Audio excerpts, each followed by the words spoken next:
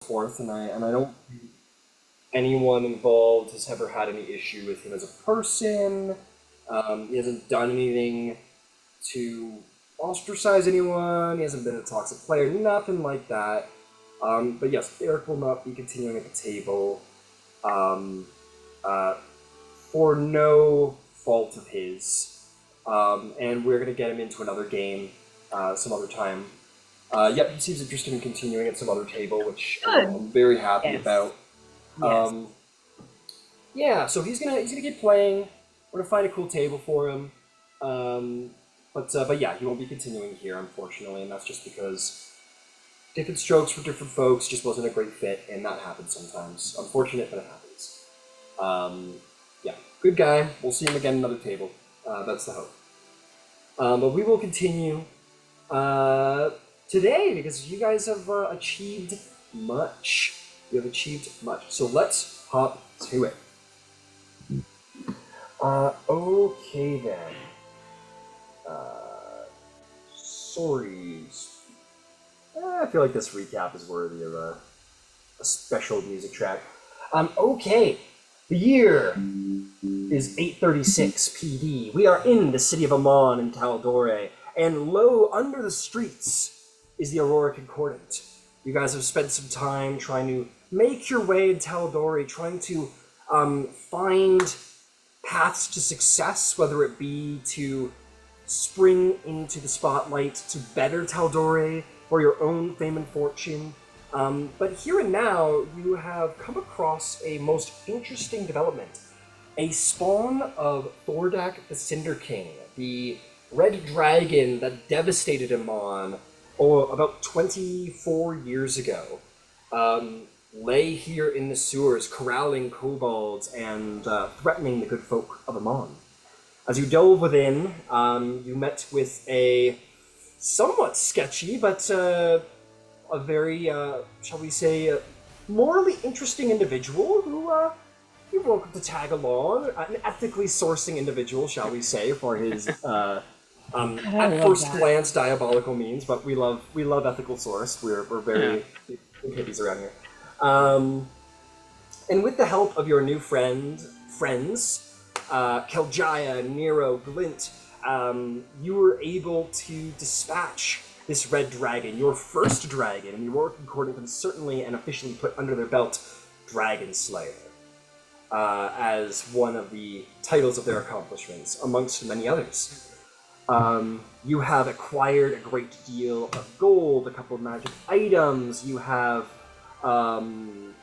parts, bestial draconic parts.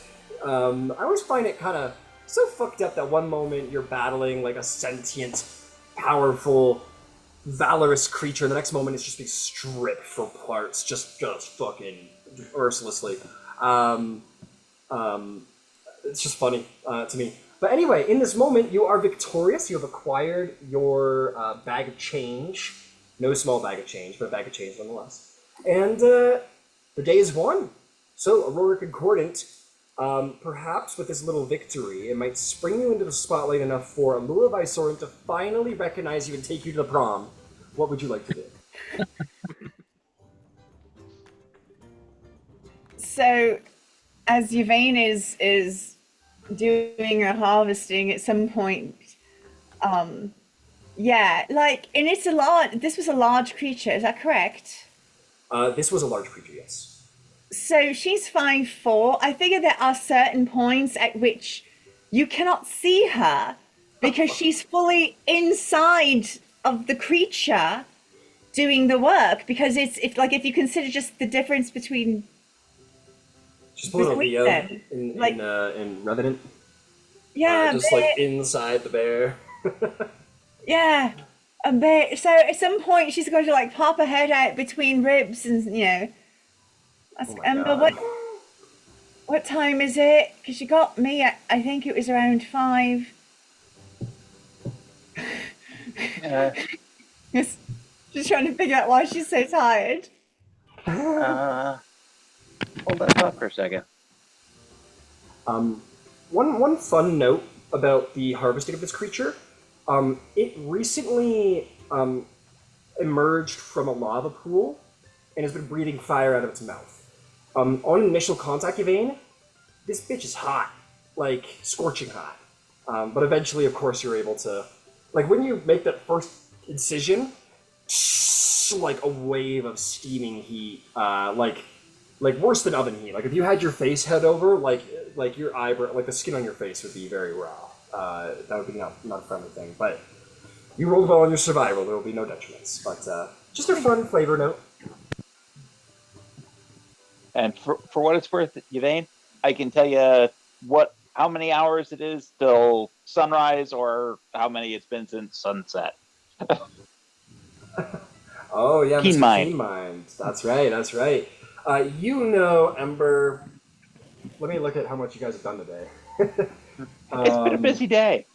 It has been you guys ever since you've been to Amman. You guys have been like, we got things to do. Let's go. You've got training at 6. You've got and like you guys have been on the go.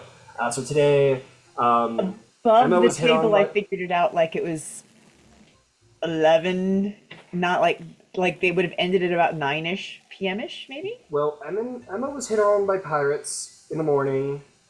You then found fucked up said pirates and almost killed one.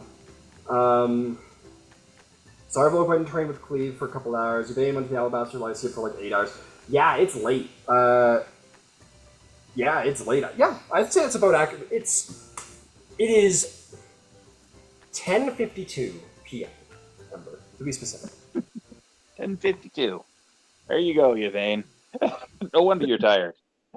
And whereabouts in the carving of the dragon am I? At this point, I'll say that you guys have acquired all of the gold and you've acquired all the blood and guts and goo. I'll say that you have completed your harvesting of this once glorious feast. Yeah. It's just This is very important. This is very, very important. Keljaya goes over to the dragon while you're working on Yvain. She takes her axe. She goes, whooshing, and she cuts the head off and like starts dragging it. And she goes, well, we're hanging this up somewhere, no? Oh, yeah. Yes, of course. We'll Yeah, have to get it. Look at it. We'll have to get it taxied first. We should put it in your rousing spark on above the fireplace. That is, I hear, a big hunter thing. she's not wrong. It would be a good place for it, actually. I'm sure there are people who do those things specifically, preserving them and such. Oh, I'm sure. Just gotta find somebody with the appropriate skill set to do it. If you wanted embalmed or taxidermied, I could maybe arrange something of a once-over. Oh, You know, to mount a Kiljaya's right, I think. It should be mounted at the spark. This was no small feat. I would like to look upon it and say, damn you, you nearly killed us, bitch. I know it's petty, but damn, it's been a long day. well, Also, are we still looking for Falcon Song? Because I could not use tonight. We're not. Oh no.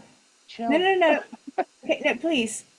I can use the skull to ask the skeleton if it knows anything, but I think I have to have a bone or something, and I don't want to talk to meat because that weirds me out. It shouldn't. I know it shouldn't, but it does. I think Keljaya's Now it's what that- eating is not sentient. It's got to be very different. Keljaya's like, so to be clear, that is where you draw the line. You're cool diving into the ribcage, but bone is that's the line for you? Oh, no. I can talk to a bone. I can absolutely talk to a bone. I can't talk to the fleshy bits. I just can't. Weirds me out. I mean, you're holding on a conversation quite well with the rest of us. Keljaya just laughs out loud. She just bullies. She lols. You still have your anima, right? You're still... It's not the same. It's not, I'm sorry, it makes no sense. I understand that. It still just weirds me out. She goes back to finishing whatever she was. Do you want me to talk to the skeleton or not? I can do it now. I can't do it later, unless we're going to... Yvain is a specimen. That's all I have to say. I- She's one of a kind. That's all I know. I never promised to make sense. And a Shari Cobalt Soul monk of... Never mind. I love... I'm Of here the for it. Don't get me wrong. Don't stars. get me wrong. Don't get me wrong. Of the stars, that's right. Likes the stars, doesn't worship them in Weaver. Love it. Love it. I just like to... It's all good. Yvain's awesome. But yeah, You're if you right. want to... I'm not saying you're not wrong. I'm not saying you're wrong. I'm saying I made an offering to a god without knowing what I was doing, and now what do I do? Say no? No thanks. No, that's okay. Welcome to paradise. No, actually, that's okay. What? Yvain, you said you did this with a skull. Yeah. Are you holding a head around? I'm missing some context here. Oh, my friend. So she pulls out. She's got this pouch that's been at her side. So out of the pouch.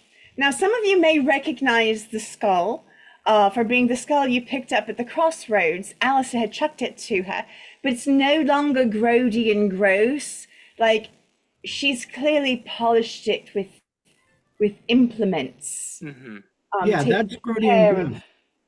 you know, to make sure that it's all right. And he says, no, I can use this.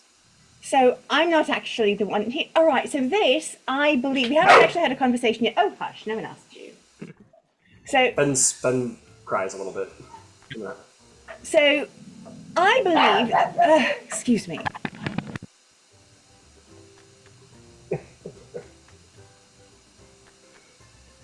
Never seen a rabbit make those sounds. Yeah, sometimes they get bitchy with each other. It doesn't happen often. Happy and Fenner-like. What are you two doing? Knock it off. You love each other. So yeah, all right. So I believe that this is the Archdruid of Andros' son. Now, the Archdruid of Andros had been, in life, an Archdruid in undeath, a race that raised an army of the undead that was ostensibly headed towards Westron, that was all having something to do around not getting anyone to this beastie. Then the champion of ravens, Fen, please stop. The champion of ravens came down and gave us the assist so that Alistair could cast Dispel Magic on this skull, and all of the other undead go ahead and disanimated, which was great because Ember had put down, like, all right, so there was 7.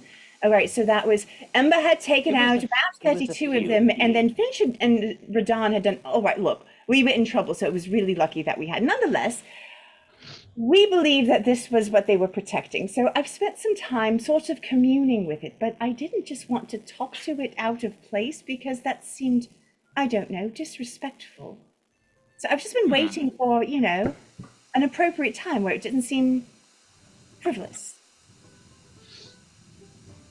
And it still maintains an underlying magic of some kind that lets you commune with the dead.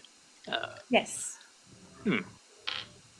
I assume Glint's familiar with that kind You of will notice that spellcraft. she's holding it like right next to her. Mm-hmm. Glint's familiar with the undead? I don't think so, buddy. Yeah, you want to roll something specifically? You wanted to... I'm mostly curious. And I did speak to Alistair, and he said that this wasn't breaking any of the rules. I checked very carefully to make sure. Very cool. What were you saying, Glenn? Sorry. Yeah, Glint's mostly curious if there is, like, the potential of there still being, like, a soul in that head, or if it's just remaining magic left behind. Yeah, make me an Arcana check. Sure. And this is like, this is just sort of like you're not investigating it. Like you're not picking it up and doing an inspection or casting spells. This is just sort of your off the top of your head knowledge of what you might guess. That's a 4, so that'll be a 15. A 15, very nice. Yeah. Wizards, baby. 15. You know that there is some speculation amongst different forms of undead, but a lot of the time the idea is that if you raise the flesh of a mortal being, their soul cannot rest. That their soul is now tethered to that form of undeath, and it sort of keeps them from moving on. And that's why people don't like undeath, because they're like, if there's like, you know, if Bobby the farmer is raised from undead, and he don't deserve that, and then you yourself, of course, in your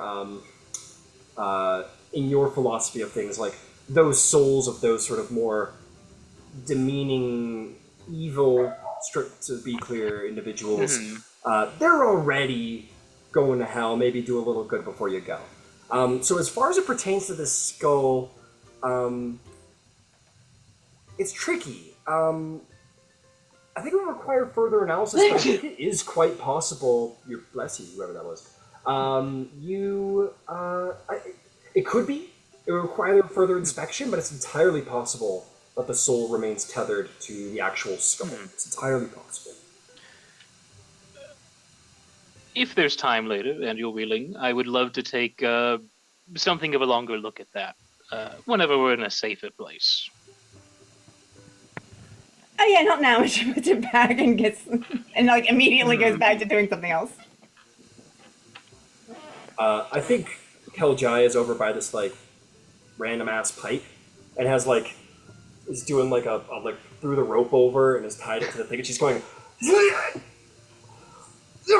and she's like starting to like crane the head up to the upper level with impressive strength. She definitely weighs less than that head, but she's doing it somehow. D&D. Is there anything else anyone would like to do here in the lair of the fallen dragon? She could probably use her immovability to make herself a pretty good counterweight, huh? Probably. Yep. Nothing stops a juggernaut. We did find the Mirror of Infinite Transpondence in the loot. Glint did wrap that up for the moment, but he would bring that up to the party, explaining basically what it does and that it might be connected to who knows where, good or bad, basically. So, if you all want, there was this mirror here. These typically tend to be connected to a matched set, you know, like a bookends or something like that. You could use it to activate a connection and open up a two-way viewing portal, basically, between this and the other mirror. I don't know who this would open up to, so for the moment, I have it wrapped up, but if you want to take a look, you are welcome to. It might even be safer to do it down here rather than up in the streets near anywhere you want to keep safe. That sounds like another day problem. Fair enough. Getting all of this up and out of here sounds like a today problem. Yep, and we can certainly just keep it wrapped up. If you give me a little bit more time and a few more kobolds, I could rustle up a few more helpers to give you some additional hands on holding things upwards. Well, while you folks work on that, I'm gonna run and pick up some horses from the stables and bring them back here, because that would be way easier. Oh, yeah, sure. For sure. I would like to ask how you intend to get those horses down a manhole. No. No. Up to the manhole, but the transport, once we're up there, it will be way easier. Did you way forget more that logical someone can train turn of it- thought. Yeah, Someone way can more turn it logical to train. cider and can Yep, help that's true. ferry things up. And then we could That's probably very true. create a little pulley system to ferry things up between the two. Very true. Very clever. Okay, so it is now. I have not been counting. Please, Ember, forgive me that I am not keeping track of perfect time for your keen mind. But we will say that it is. We'll say that like with all this planning and just talking a little bit, we'll say it's like around 11:10, and we'll just sort of fast track you guys hauling all your shit up because this is bags of gold. This isn't like you're putting it in your purse. This is definitely going in big sacks and stuff. So maybe someone heads out and finds some sacks, comes back down while Yvain was chopping things up, and you guys were sorting out the treasure while Glint was performing identifies and such. Get the horses ready. Yvain uses some wild shape, and it takes some time, but and yes, Glint, you may use a casting of Animate Dead if you wish to bring forth a couple helpers to expedite matters. So you may work off the spell slot you find appropriate. Of course. Question. So we leveled up. Did we actually gain the 4th level spell slot associated? Yes. Okay. In that case, 4th level Animate Dead, 4 new kobolds. 4 new kobolds. You got 4 kobolds to help labor all of your goods and things and stuffs. Yeah. And we'll call this, with all of your labor and help and horses, I mean, this is a lot. We'll call it like 2 hours. I think that's appropriate. That's a lot of work. But yeah, in 2 hours you get all of that stuff hauled through all of the ruins and the sewer tunnels and up through the manhole, and after 2 hours you find yourselves in the back alleys of Amon with dragon guts, dragon treasure, magic items, and your persons. Glint, I assume you do not want to bring kobold skellies to the streets of Amon with you? If there's a way to make them presentable, like maybe, throw a tarp over them, wrap them up in a blanket, that'll work great. Maybe roll them up in a long carpet, but out. I will put out there, Glint, there is a smell. A very intense smell from their corpses. Yeah, so I think once they get the stuff ferried over, So I think you have really 2 sensory concerns to deal with, and if you can, then absolutely. One is the literal smell of opened up corpse, like the smell of death. It is pretty brutal. The second is indeed visually. They have the signs of their wounds, and you like to resurrect them as skeletons, yes? Correct. Right. Just so shuck they're the meat moving, off. Yeah. Yeah, they hop out of their skin. No, I'm kidding. I imagine the skin still, sticks to them, but they don't move with much regard for it. So, as they're like pulling on ropes and stuff, they're not caring about rope burn and like flesh is like peeling off of their hands and whatnot. And perhaps a little grody. A little grody. I have a thought of something that might help. Can you get them all to stand close together? Of course, by all means. And they'll shuffle in close. And I'll get out the alchemy jug and I'll hit them with 12 gallons of salt water. Help rinse them off. Yeah, that definitely begins to start hosing him down. Pigs move quicker. It's horrid smelling, and it is even worse to watch. But yeah, they begin to become little skellies. Keljaya, who is, to be clear, like a veteran mercenary of like the raging conflicts of the Iron Authority in the South, and the potential master of war of the Tal'Dorei Council, is like off to the side going. Like even she's starting to like even this is a little much for her. Between vein blood-soaked acquiring internals and Glint and her making salt water baths at these times. So I'll say that, like, I mean, admittedly, this sounds like a good tactic. So we'll say they're like 80% cleaned of viscera, shall we say. So there's still some, but they're not, still a little messy. So I have alchemist supplies and proficiency. Would I be able to make just a very strong smelling compound, like a really rudimentary perfume, basically, or something similar, with what I have on hand? I don't basically see why we couldn't Febreze give it a shot. Yeah, I don't see why we couldn't give it a shot. It'll have to be something pretty strong. This isn't going to be your. This will be like an industrial level perfume. Yeah, Glint has like a process for more bespoke skeletons, but this is a bit of a patch job. Got you. So why don't you make me an intelligence-based alchemy check, so with Yeah, yeah, yeah. proficiency, and see if you can't produce something to cover the smell. Okay, that's a 17 on the die plus proficiency plus 4, so that'll be a 24, I believe. Okay, I would set the DC at 20. This was not going to be sort of an easy patch job. But you have obviously you have experience with this thing. And it sounds like you, when you can help it, keep your helpers around and maybe have learned to abide by civilization so that this can happen. You do indeed produce from, we'll just say that you had some supplies on you because maybe you've been doing this before. You do produce, maybe, let's just say you mix it up with the salt water too, so it like really just like gets in there and everything. Yeah, it manages, it's not like, it doesn't create like an incredibly intense scent to try and cover it up. It just sort of neutralizes the scent. So you create something that will, for a while, cover up the scent of death until such a time as maybe you clean them properly. Yeah. We'll say that lasts for like 24. I'll be merciful and say like 2 hours. I was gonna say an hour, let's say 2 hours. That'll work, yeah. Yeah. Cool. Okay, so now you have mostly skeleton kobolds, so the scent has been taken care of for 2 hours. How are you gonna make them look like regular old citizens?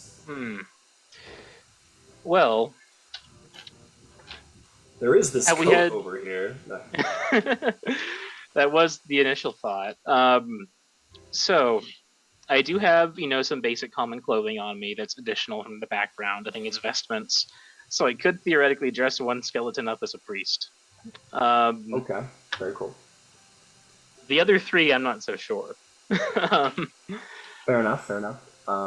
And to be clear, there is it's from like they've died in them, so they're bloody and a little fucked up. But prestidigitation will fix that in a pinch. But there is like spare clothing and armor, though. Messed up a little bit. Yeah, and I will carefully cast mending over the armor to properly, seal any gaps or holes. So they're not walking around with giant hammer wounds, I guess, torn through the armor.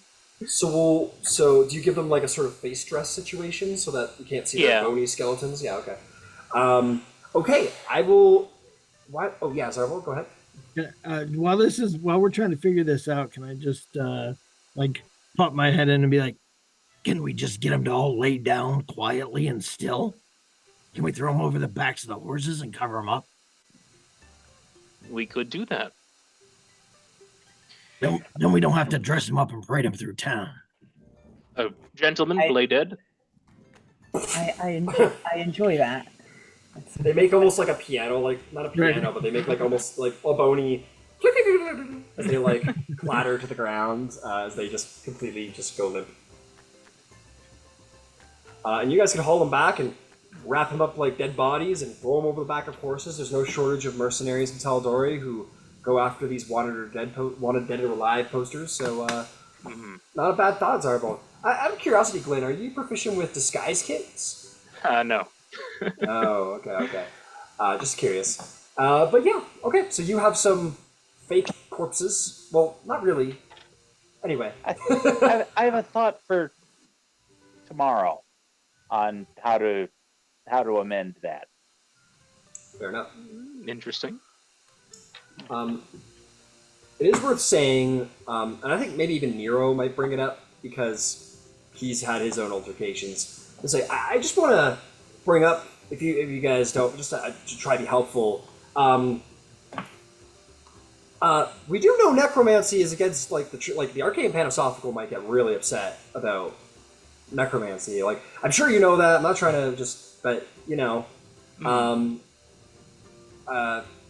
don't know where I was going with that. I just wanted to bring it up. Glint, for the time being, would you mind letting your assistants go? Certainly, if you wish. Tell you what, once we're finished with the errands and the hauling of things. If you want to dispose of them, you are welcome to. That way we don't have to worry. We have been. The Arcana Panasophical has been watching us. I want to be clear about that. So it's probably best not to draw scrutiny. I suppose it's a bad time to mention that I have written them at least 19 letters, requiring an amendment to their current arcane law on the truth of all magic.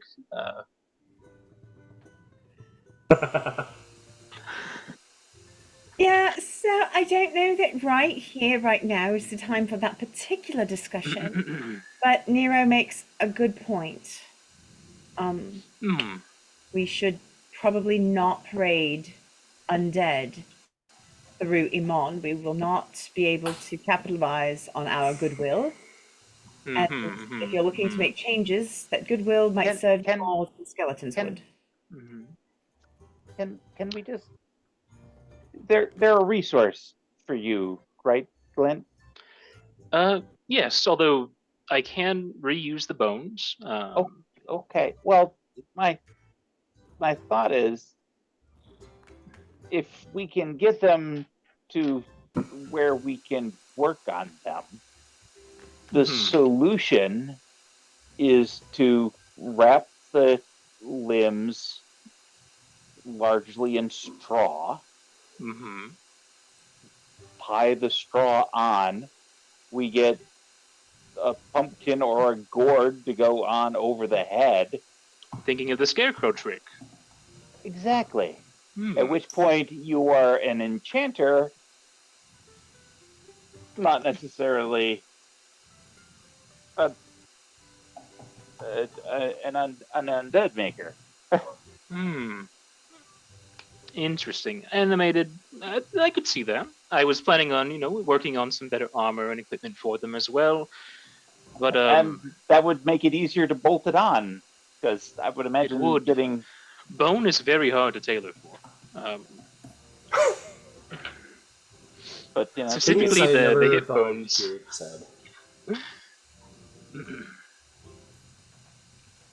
I like this plan. If you're willing, we can bring them to. We'll put them in the stable. It'll be fine. Wonderful. If it doesn't work, I can simply pick up some bones from the local butcher shops. It'll all shake out in the end. Okay, so you guys take your kind of corpses and you throw them on the back of your horses.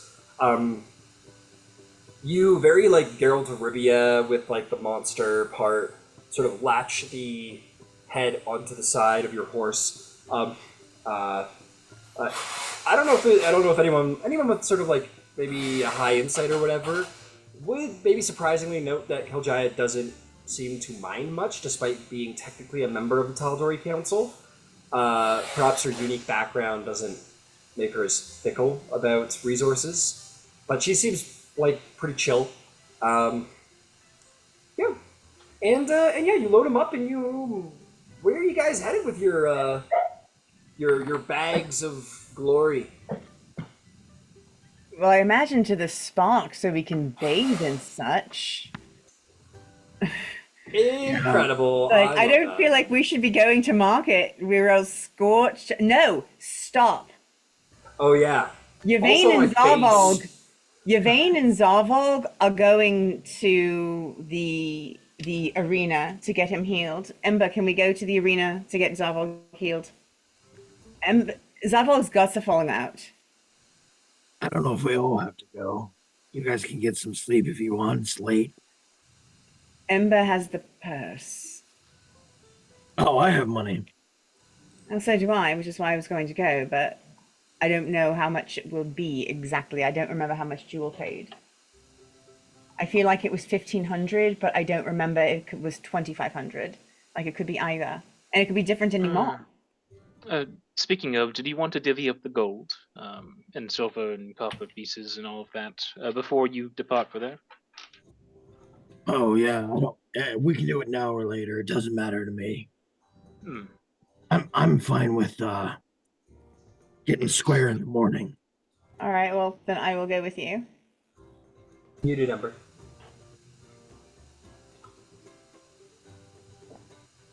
Are Okay, you this, in danger of spilling your innards to the outers, Zarvolg? No, Or not at least not oh, on the outside.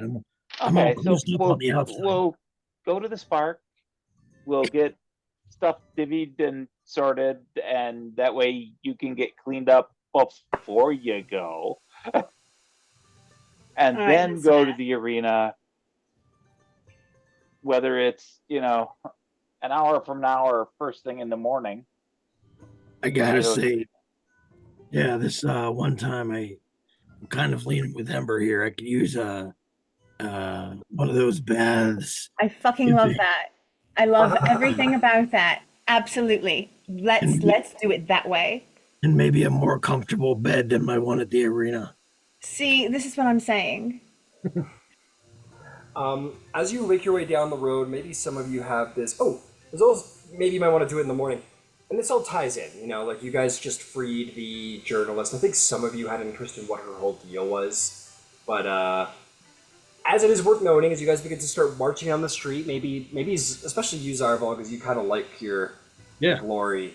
As you're making your way down the street, and you got your corpses, and you guys are worried about people seeing these corpses, and you got the dragon there, and you got your bags of loot, and you're making your way down the street like, all right, I'm ready for Amon to see us. The streets are fucking empty. It's 1 a.m. People work.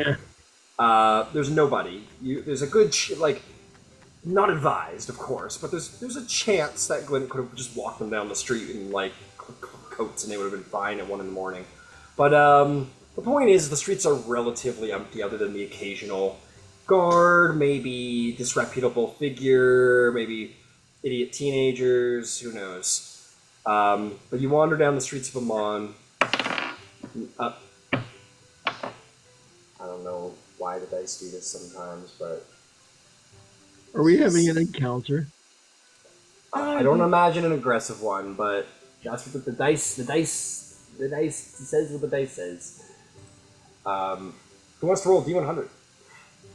I can do it. All right. 78. 78. Let's take a look. Oh, okay. This is fun.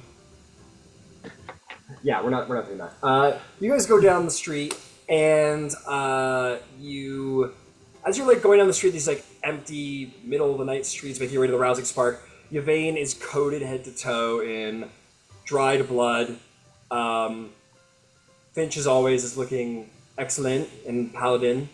An unusual gang of fellas. Some of you really fucking hurt and bloodied. You guys walk past this old, spindly, partially bald, buck-toothed guy, waving hands above his head, and he's going, "The doom is nigh! They were said that there would be 5 who wander down the street with blood and will rain, and all of on will fall as it did with Thorn." As you continue down the street, you kind of leave behind. You see some guards sort of wandering over. They're like, "All right, Jim, all right. How'd you get out of the hospital?" And that's what you see. That's the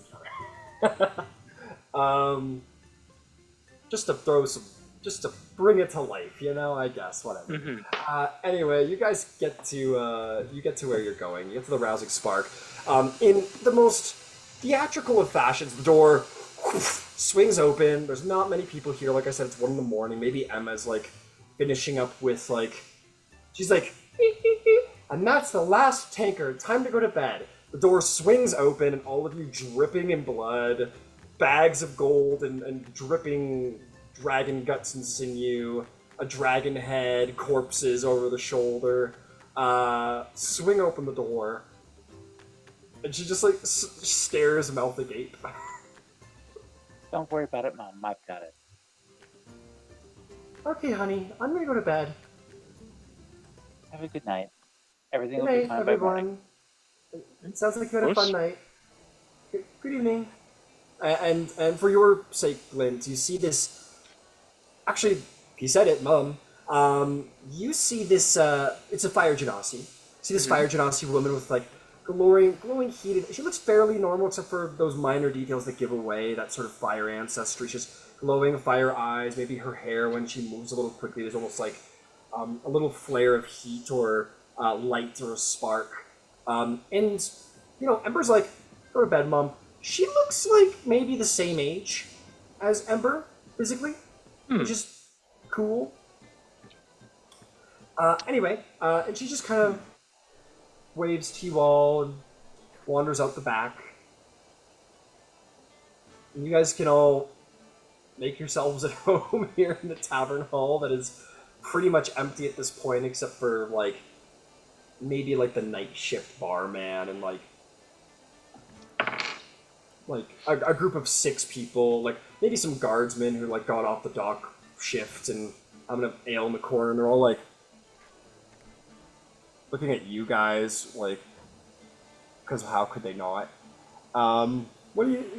And you guys can, again, we can fast-track them, we don't need to get into specifics of, like, I'm sure you take all the guts and sinew and all the dragon parts maybe to your room, Yvain. Yep, you take them to your room. The bags of helpful friends, Glint, maybe to your room. That will be, I believe, 5 silver for the night. Glint, I have lost track. I think Emma said, oh yeah, Emma was like, you guys stay for free to Ember and Finch and Yvain and Zarvolg. Yeah, she got paid anyway. Yeah, she got paid.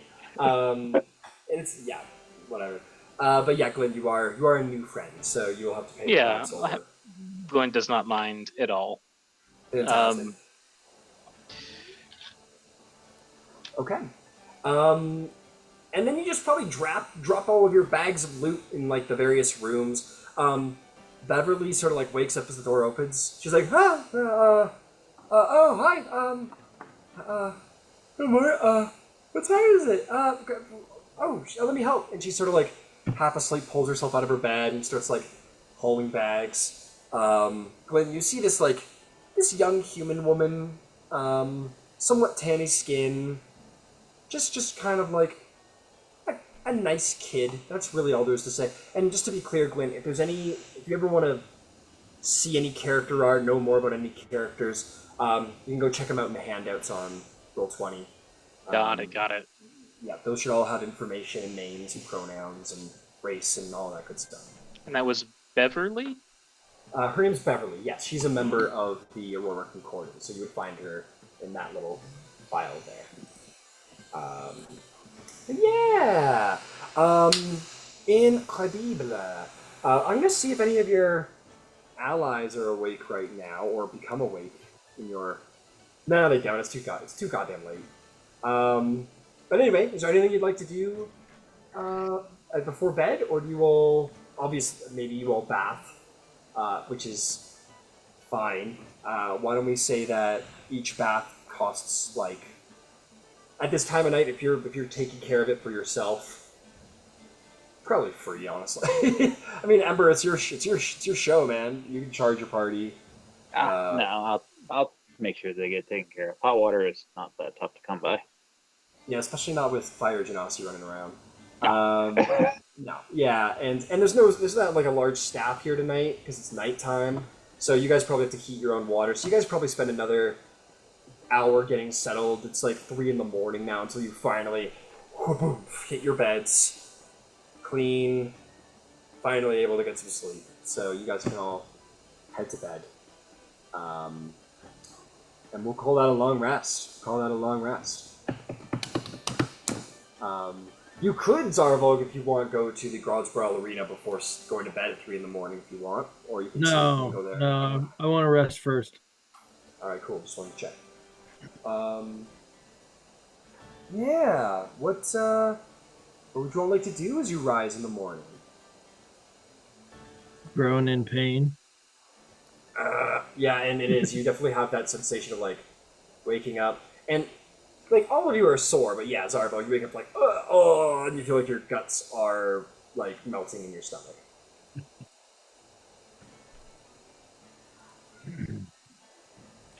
I guess I'll make my way downstairs carefully.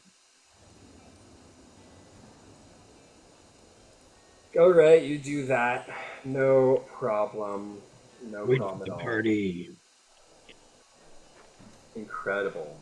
You do so. Yeah, the whole party can meet up downstairs. As usual, I imagine Finch, Zarvolg, Ember, Yvain, Nero find themselves sort of having breakfast together as tradition. You guys would see maybe Glint come down the stairs a little thereafter, if you want to wave him over. Mhm. Yeah. Um, Come on. Hey, good morning. I was hoping. I tend to have a few projects in the works. Are you familiar with any shops in the city? I haven't been in Amon for too long this time around. Um, and I could use some new components. I need a few things as well from, some smithies around and some other things. But more importantly, how are the rest of you doing? I hope some of the injuries are hurting a little less. I wouldn't say less. Hmm. It's generally a bad sign. Have you tried drinking more water? I have not. Given to understand, some turmeric in water is really the way to go. I'll give it a try. Yvain.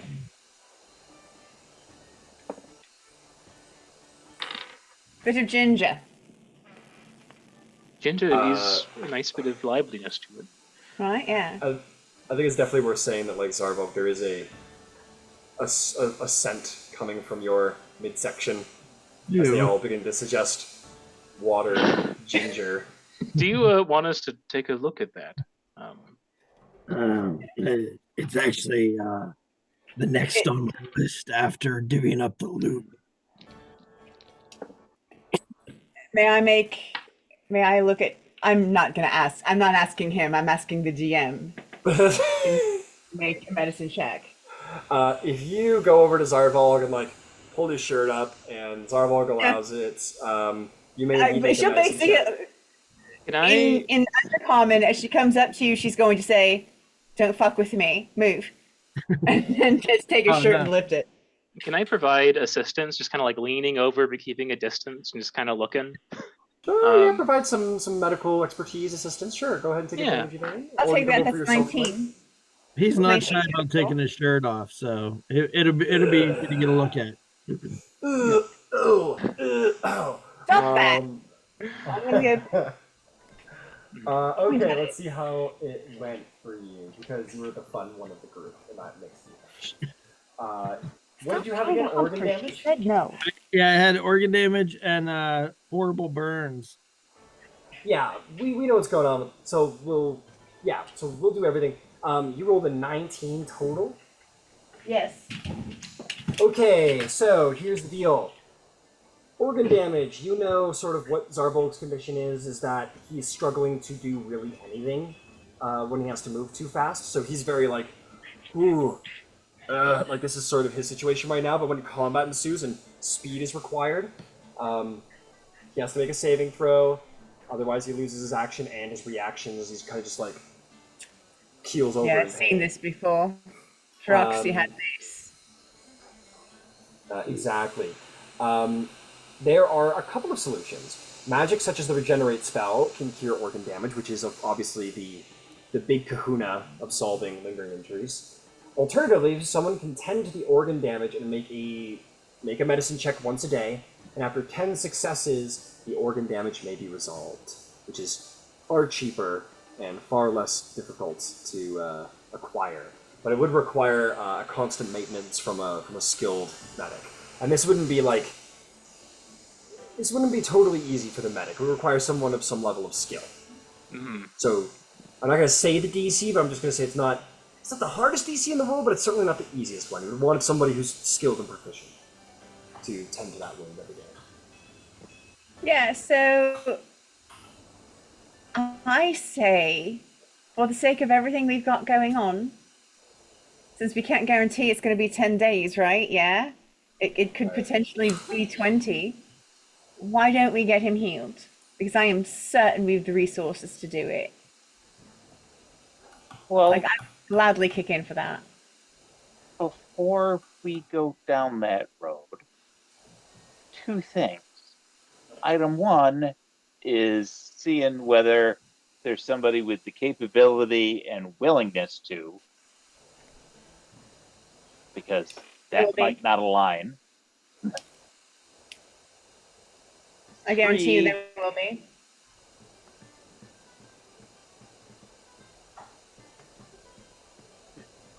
three is what is the cost and what does Zarvolg want to do? Yeah, He, my first You're idea. right. we Zarvolg. have no idea how much, relative the medical care is. Let's Certain that there's some of that available, and it's probably pretty good too. while we're all here together and not doing anything yet, let's get the loot divvied up. After that, I'll head to the arena. I've seen them stitch up some pretty gnarly gashes. So we'll see if there's anybody there that's willing and able to help. Well, as a refresher out of character, Mm-hmm. if we divvy up the gold, and this is not counting the gems or anything else, but just in pure gold, an equal share for everyone, including the barbarian Keljaya, would be 1,097 gold, 1 silver, 4 copper apiece. Would you mind putting that, texting that total in Zoom or something? Thank you. Well, I'll tell you guys what. I want to put it out there because I know everybody has errands. I would like to propose downtime because of a couple of reasons. First reason is that, an important part of this reason is that you wanted to make a splash in Amon, get your name out there so that Allura maybe hears of it, goes and looks at your thing. That's going to take time to do. Zarvolg's healing might take time. If you intend to go for a regenerate, similar as before, you might need to do a favor for the clergy. They don't just hand out regenerates, even for very wealthy individuals. And I think other people have stuff on their docket they need to check off. So I would like to propose that, put on the roster. Doesn't need to be decided now. And that can intercede with RP stuff as well. So, wanted to put it out there. Always an option. Understood? Like Nero is present at the moment. Yeah. And currently still a member of the party for the moment. So just wanted to put that out there. But yeah, up to you guys what you want to do. I feel like we're gearing into downtime. Like, I feel that's kind of where that's going. How's everyone else feel? Yeah, Glint has plenty of projects to work on. Got it. So the first thing I want to do before we get into that is actually has to do with you, Glint. You, my friend, are going to feel a hand on your shoulder, and you're going to look up and you're going to see a familiar face that is familiar to the rest of the party.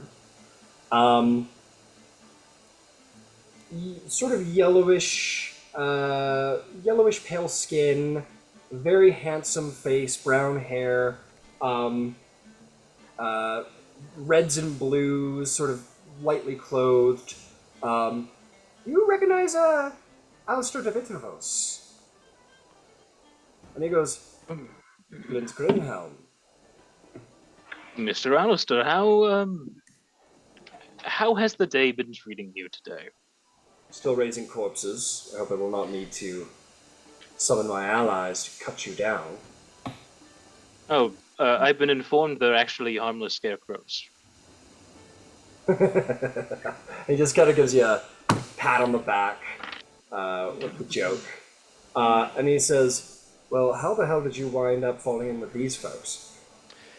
Well, you see, I'd heard there were some interesting rumors circulating in the sewers down below Amon, and I've been hearing about the old ruins that the city was built on top of, so I figured it would be an opportune time for research, but I got a little cornered by a pair of elementals, and they intervened at an opportune moment, and then one thing led to another, and we ended up slaying a dragon.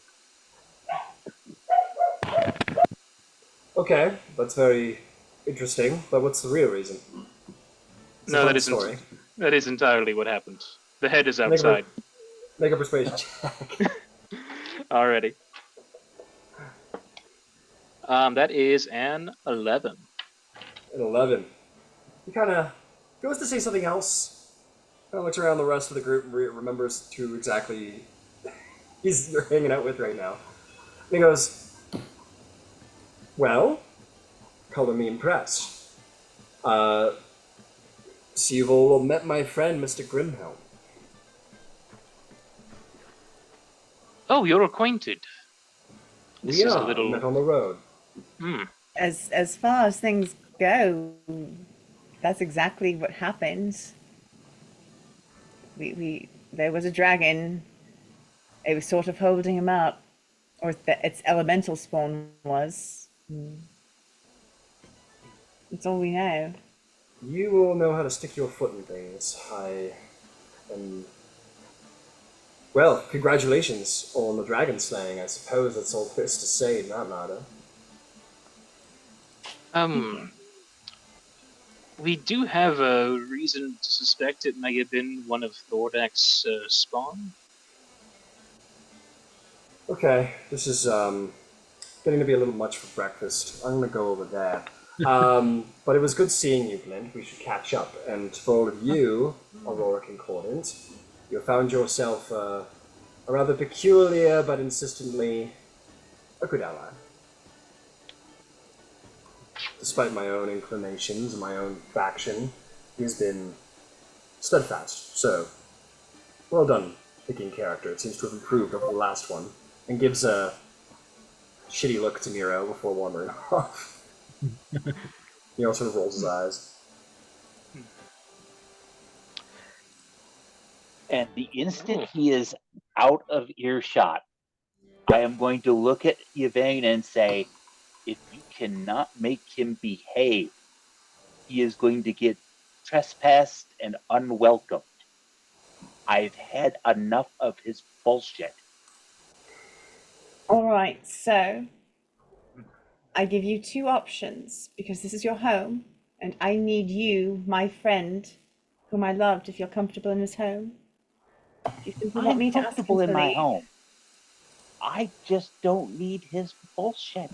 That was a bit much. So, do you want me to ask him to leave? Do you want me to let you to ask him to leave? Do you want me to tell him he needs to not antagonize the guests? That would be the place to start. All right. I recognize the fact that his relationship for you is valuable. He has less than zero value, and it's going down all the time. Ember, I understand. I respect your. I know why you are where you are. But, Yes, I will do it. Do I need to do it right this moment? Simply because I feel like. To be now. Thank you. I will take care of it.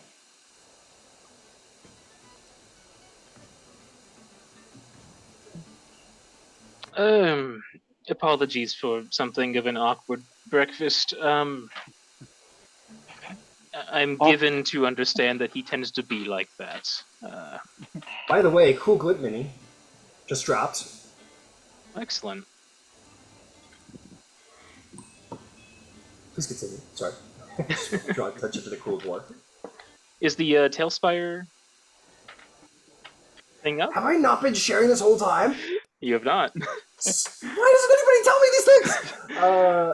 Oh my god. Honestly, I it was was on enjoying purpose. engaging with the people too. I didn't feel like I was lacking anything. Well, that is probably the best. That is very. Thank you. I don't feel. But thank you for pulling this up. All right. Much there you go. appreciated. There we go. I'm making. Oh, there's my child. That is There's- a cool mini, yeah. There's the boy. Ew. He is quite the himbo. Like, I know he's brainy. Like, I know he's legitimately smart, but he does look like a himbo. Good. He's got an excellent mustache. It really, really is. I love it so much. I like his little pointy shoes personally.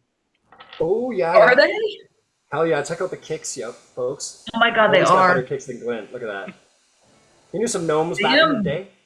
Damn, son. Look at that little staff, too. Yeah, that's a 6 staff too. Gotta put that up there. Dragon staff. God damn. You never suspect you as a evil necromancer. Does he have like markings on his forehead? Is Yeah. that what I thought? Yeah. Yeah, he's no. He's, Looks so he's friendly. objectively he's hot. Well, thank you. Right? Welcome to D&D. Yeah, he has an arcane sigil on his forehead. There's also a few going up the back of the neck that are just visible above the collar line. That's awesome.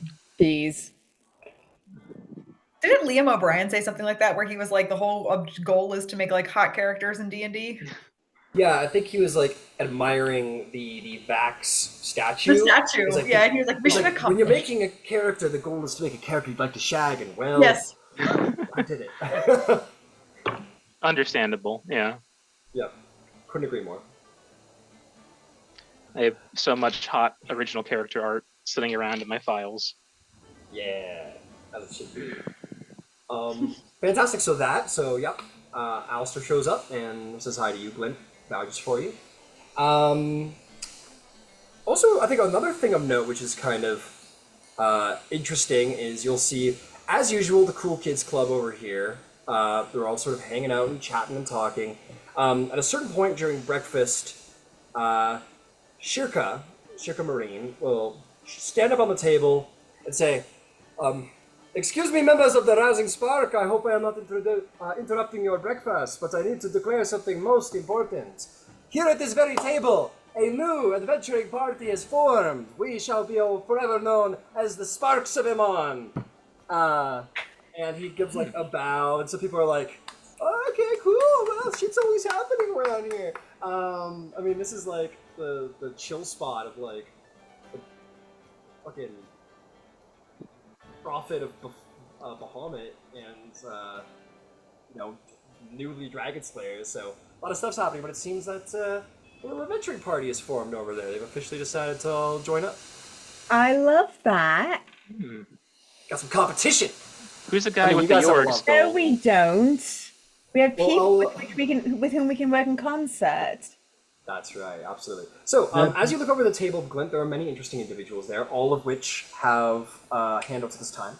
So, first of which you see a towering 7-foot-tall, rather thin for his race, Goliath. He is wearing very sort of fine bardic, dark rouges and blacks with white.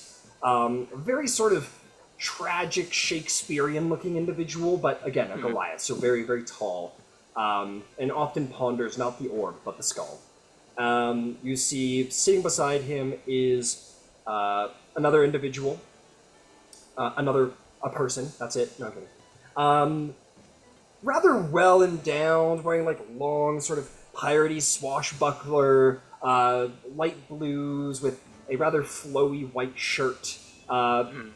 Big boots, just clearly looks like a sailor, has a amulet, a holy amulet on his chest. You're not really sure what his deal is, but clearly a charismatic individual. You see a rather strange Furbolg, again, rather tall, rather thin, but has sort of black fingers, and no pupils in the eyes, as if the eyes have like cataract post-mortem, and skin is hyper pale, as if she was a walking corpse. But she does seem to carry herself like a druid. She does have a very sort of quaint, almost like farmhand, maybe like farmer, I don't want to say farmer, but very quaint but tattered outfit. Alistair Vitrovos, objectively, also hot. That is my full description, and you can see the minis. And then beside it is a rather elegant-looking half-orc wearing blues and golds, high-heeled, tall boots, very, very well-dressed, very well-presented. Does have a sort of undercut situation going on, and has a rather strange sort of golden rope with a sort of like maybe a dagger on the end of it. A rather interesting looking adventurer, one you wouldn't expect to be called an adventurer, but nonetheless seems to be. And that's the group of it. And then of course there's Keljaya, which you have already been introduced to. But yes, all of them seem to have formed a little party. And they call themselves the Sparks of Amon. Oh, how can you not love them? I hope they go far. Says the whole party. They all like politely apply. We wish the best for them. Oh no, Yvain would be like hooting and hollering. That'd be like, what a great way to wake up. Like all of our friends hooking up, making it like an all-star band, right? You guys brought them together. It's gonna be like Lollapalooza and Lilith Fair all together. Hell yeah. None of you know that reference. None of you know that reference. I do. Okay, fans. Zarvolg does. Okay, so that is going to be the events in the Rousing Spark. But you guys have a lot of stuff to do. You've got a dragon head to taxidermy and affix somewhere inside of the tavern. You've got all kinds of art and gems and shit to either keep or sell. You have money to spend. You have perhaps a story to have spread amongst Amon to sort of accentuate the goal. It's not enough to have achieved the goal, but you must also make sure that people know that you achieved the goal.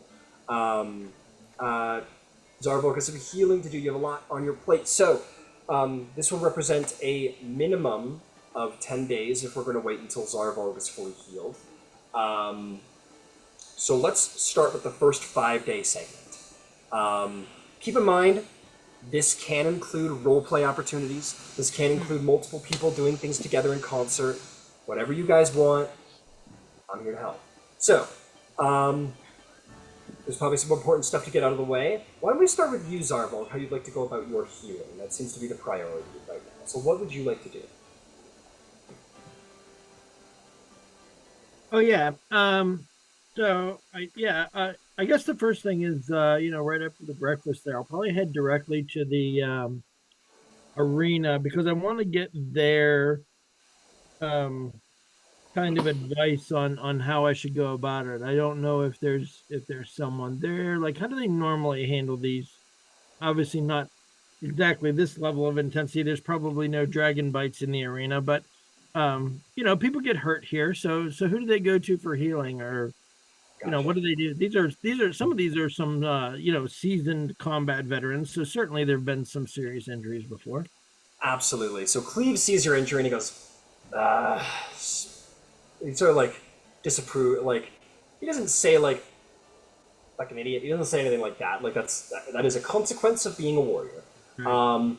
And he just kind of like points it out to you. He says, "Go speak to Tempest." And he points you in the direction of the woman who originally healed you after your defeat against Ragnar. And you will see this woman with platinum blonde hair, sort of, again, that sort of almost Viking-esque sort of side braid. She wears scale armor. She has a battle axe sort of at her hip, long cloak, shield with the symbol of cord across it.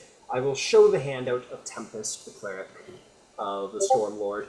And she will tell you, she'll assess you all the same. And she'll say, "Well, you really fucked yourself up, huh?" Yeah, I'm not in great shape. If you want to continue to serve Cord, you need a body to do it, right?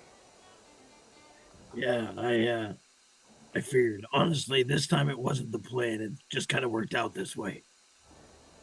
Well, fair enough. I guess there's two options. We could provide you with high-level healing magics, but the Stormlord would demand a service for such an act, for such a miracle. Alternatively, I mean, we could just keep it simple, and you could pay, why don't we say, for my medical services? I could just provide you medical services as a standard healer, and you could just come here every day, and I could change your bandages and ensure that you're healing correctly, and I could just charge you something like 5 gold a day. Oh, wow, that is a big. That's not too bad at all. When we're talking about a service, what does that type of thing normally entail? Not to sound dramatic, but like a holy quest. We would pick something that the followers of the Stormlord require. Maybe the Earthbreakers had a vision. He gets those. Maybe you might be required to help out a member of the followers of the Stormlord to perform something, but it would be in the service of the war or the Stormlord. And his deal. Competition, war. It's probably going to be something very aggressive. He's going to ask of you. Yeah, I guess that's something I would have to take on credit since I'm not necessarily in fighting shape yet. Yeah. I don't know if the gods do credit. Is the only problem with that one. But like, people are. I mean, if you want to receive that healing, you can undertake it. Like, I know that you are an adventurer. If you have a group of friends that you want to go undertake this with, you can. I could speak with the Earthbreaker about this taking it on credit thing, but it's not really how it works. The Stormlord doesn't really take things on. He doesn't keep an account. Sure, that makes sense. All right, I'll tell you what. Let me. I'm not sure how much time my friends want to devote to waiting for me to heal, so let me check with them and get back to you.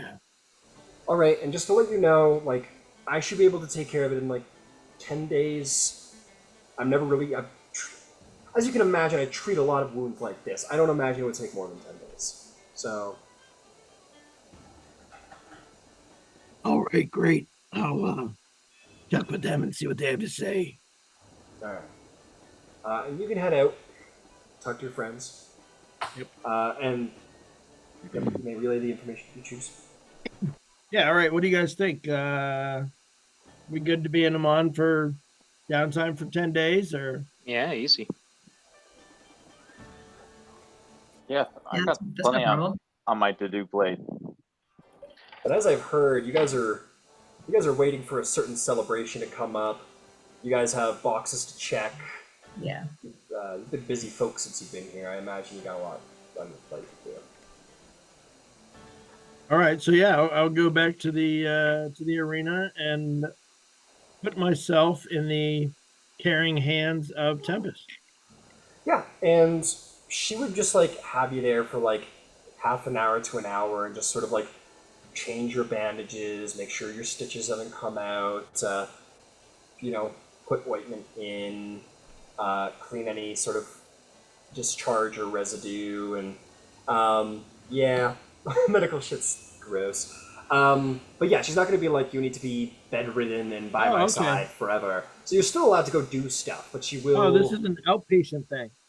This is very much an outpatient thing. Okay, It's yeah, still going to even suck in the meantime, but she can tend to your organ damage once every day, but she just needs to do it once a day. All right, sounds good. Cool. Okay, so sweet. So that's 5 gold a day. You can mark that off at the start of the jump if you want, whatever you Will want to do. do. Cool. Okay, is there anybody else who we want to hit that 5 days with? Glint, you're ready to go. Yeah, so a couple questions. First off, in the group discussions, people mentioned that they had a bunch of dragon scale shields and spears they got from, I think, the kobolds. Do those do anything special? You use your powers, and you assess that no, they don't do anything special. You get the sense that these were crudely provided by. Sorry, cat. Very good. Yeah, they were crudely provided by the dragon to make his servants a little more hardy, but they are basically took probably fallen off scales and melted them together. Very crude creation. Mhm. Got it. So secondly, this is gonna be more of a group activity, but I'm just kind of making note of it. Glint does want to visit a magic shop, both to purchase some components for scribing spells, and to look into the potential of getting some kind of enchanted focus or spell book to use. Okay. But in the meantime of that, he does need to purchase a whole lot of bulk materials from various smithies and stores. He is looking to get about 280 pounds of like bulk iron, leather, and wood, which should total about 28 gold. Okay, thank you. Yeah. Same with me. I worked it out with trade goods. No, oh, incredible! Because that's exactly what I was about to go do. Mhm. Absolutely, is what I will say. You can get those raw materials. There's no shortage of extra foodstuffs, shall we say. Those materials can absolutely be sold to the market. Absolutely can be done. No problem there. And Wonderful. if you're looking for enchanted spellbook, I have two options for you. The one is if you want to look in some private collections of various like nobles, prosperous merchants around town, you can go to sort of like spend that 5 days sort of spending some gold, getting in some doors, or you could take a trip to Gilmore's glorious goods. I'm gonna go with the latter. Fair enough. Who wouldn't? Who wouldn't?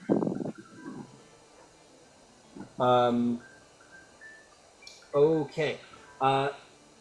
Let's go to Gilmore's. Does anyone think that they would? Glint, would you invite anybody? Yeah, Glint would invite people along. Like Glint will be doing this basically day one, both because he has projects lined up, so he wanted to be getting everything for it first, right? Come on, people. Like, that's not where we were going after breakfast. But Yeah. did anyone that was above the table, did anyone think that that's not what was happening after breakfast? Yeah. Show of hands. It's Yeah. Maybe y'all Inevitable. go have a good Who are you time. campaigning with anyway? Yes, you perhaps very like politely go Glint say, I don't know if you've heard of it. Probably have, but like, I was gonna take a trip to Gilmore's and like, I just wanted to see if anyone wanted to come along. And everyone's like, "What are you fucking stupid? Of course we're going to Gilmore's." And then and you guys all you all get yourselves together. We're already actively leaving. We're like, aren't you coming with us, dude? Yeah, you guys are like already walking down the stairs with all your Gilmore like merch on. You're like, I'm sorry, I've been living from consultation to consultation for years. With like college stuff, like like a pennant and like the sweatshirt. yeah, Patch. you got lanyards you're flipping around. And There's a bumper sticker on the pauldron. Yeah, exactly. Oh, fuck, that's great. Property That's of Gilmore. Yeah. We stand our Yep. fandoms. property of Daddy Gilmore. With him, just like a chibi like face of him. Yes, on oh the my God, side. yes. Zaddy to daddy connection. Exactly. Incredible. You can learn. It's like I want to grow. I want to evolve from Daddy to Zaddy. Teach me your ways, Gilmore. Incredible. So you guys all make it to the single-story facade of Sean Gilmore's wondrous magical emporium that bellies extravagance on the interior. Potions, incense, purple linen, of course purple, everywhere purple. And you walk in to see the tantalizing files and mythical orbs and wands and all kinds of cool shit. God, what can't you buy here? So it's all manner of magic items, stuff varies, but typically includes magic items. Very low spring. So here we could do this one of two ways, and I've always been trying to figure out the best way to do magic item shopping. I think the way it is, the best way to do it is, if you have something specific in mind, you may propose that to me, and we'll roll like basically a chance that it's in stock at the time. Yeah. I will save you time. He does not have anything of legendary make in stock. But anything lower, certainly, and the lower you go, the higher chance that there is that's in there. Yeah. And if you guys want to just like browse, I can just tell you some cool shit you see along the way. Whatever you want to do. So Glint, you enter within. You are going to see standing, as always. All of you have already seen her. If you've already been here, you would have seen her as well. The half-elf, rather well put together, lithe, short woman, Sherry, is there. She says, "Welcome to Gilmore's Glorious Goods. What is it that I can do for you all today?" It smells wonderful here. I'm sorry. My name is Glint Grimhelm. This is my first time. I'm searching for a grimoire. Of course you are, sir. Of course. We have a wide selection of spell books. If you're looking for something a little bit more innately magical, we can certainly attempt to provide your needs. I am, in fact. Splendid. And we will see. Did you have something specific in mind, or do you just like Yeah. want wizardy grimoires? So, the ideal would be an arcane grimoire. All right, let's go take a look. Grimoire. Shit, apparently I don't know how to spell that. Arcane. I know how to spell that. Okay, we'll do some. It's basically like a wizard rod of the pack keeper. Yeah. Absolutely, and it has a variety of. So I will tell you that, and I think I've told you this in the other game, and this is for everybody, of course. Because I provide ASIs and feats, I am a little more cautious about providing like +1, +2, +3 items. So I'll simply say that there's a higher chance they're not in stock. Got it. But then it's like, how am I not giving a wizard like a grimoire? How am I not giving the warlock a rod of the pack keeper? Like, there's some things, there's leniency here. But anyway, so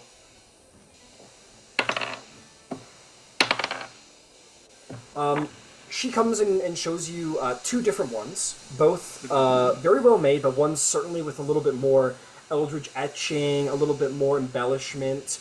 And she says, we have two varieties of arcane grimoires in stock. We have the +1 uncommon variety and the +2 rare variety. And how much are each of them going for? That is such a good question, sir. I will be providing that for you momentarily as I get out my book. And in real time, she takes out a very large ledger and starts going through and comparing the prices between Sane Magic Item Guide, which sometimes isn't that sane, and the Xanathar's version of that. Yeah. Glint, meanwhile, is like opening up the books, flipping through them, seeing if there's any like notes already in them, if they're pre-used. Absolutely. Where are you, you wee bugger? Sorry, just do this. Where is my same guy? Ah, poppycock. I can't find it. But that's fine. I'll just, my original thing here. One moment. God, damn time. That's requirements, and that's cost. Okay, let's take a look. She says, well, the rare one is going to go for 6,000 gold pieces. The uncommon variety is going to go for 600 gold pieces. Let's go with the uncommon, please. Yes, I forgot it's your first time. Sorry, I should have warned you. I always try to be gentle, but sometimes I get... Oh, the sticker shock the first time. I'll be okay. I'll be alright. My heart needs a moment. She pushes forward the slightly less decorated version of the grimoire, and you may drop 600 gold pieces and add to your inventory an uncommon arcane grimoire, +1 arcane grimoire, I believe. Alrighty. Fantastic. Delicious. I love that so much that'll help me have a very good time with refueling spell slots and other things. Incredible.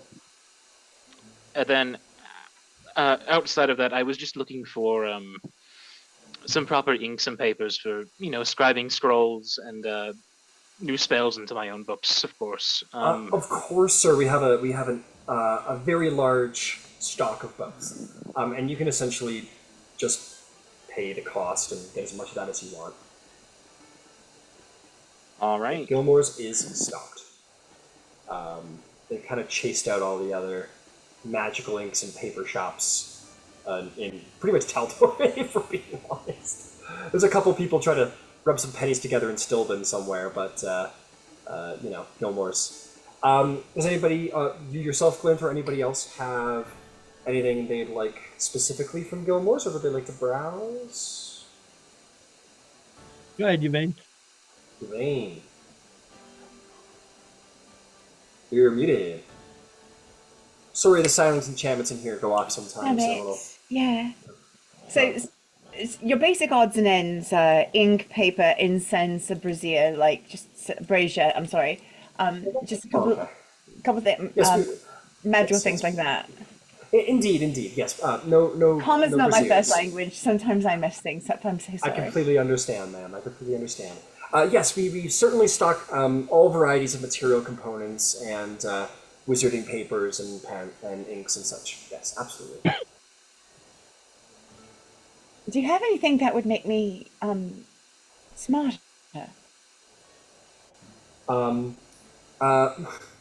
She pulls out just like a generic book. No, I'm kidding. Read. No, I'm kidding. You read a ton. I She goes, read well, let me so see. Let me much. see. I'd like to understand faster. Let us see. Let us If see. they offer a loan, be sure you double check the interest rates. Oh no, you only pay cash. You're not going into debt for something.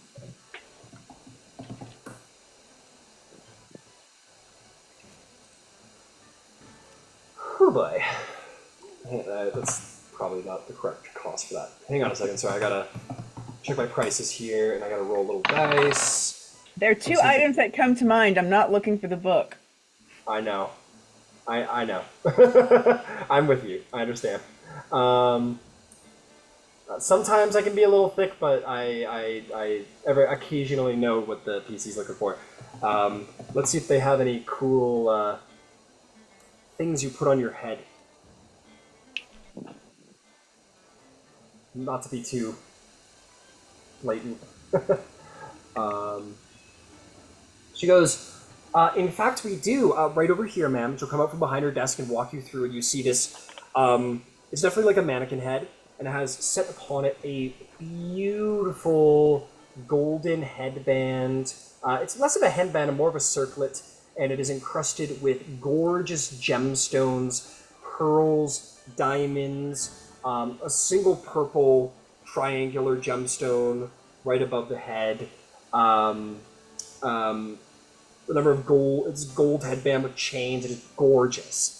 She says we do have one of these. As you can imagine, it is of a great demand to possess. Just late. I'm ready. I'm breathing. I'm breathing. Okay. My You heart. might want to is sit down. You might want to sit down. That would be 8,000 gold pieces. All right. And this is something that can be crafted, yeah? Crafted? Well, I mean, any magic item can technically be crafted, yes. All right. Thank you. And You're quite welcome. I will, like, above the table, I'll go get the mundane stuff. I just needed a figure for that. Oh, that's not the creation price. That's the selling price. But make me an Arcana check if you wish. If you want to try and... And I gotta ask, are you proficient in Arcana? I am not. That is indeed a requirement for magical item creation. Just so you know. Oh. I know I'm not proficient in it, but other people are. That is quite right. Absolutely. Glint sneezes.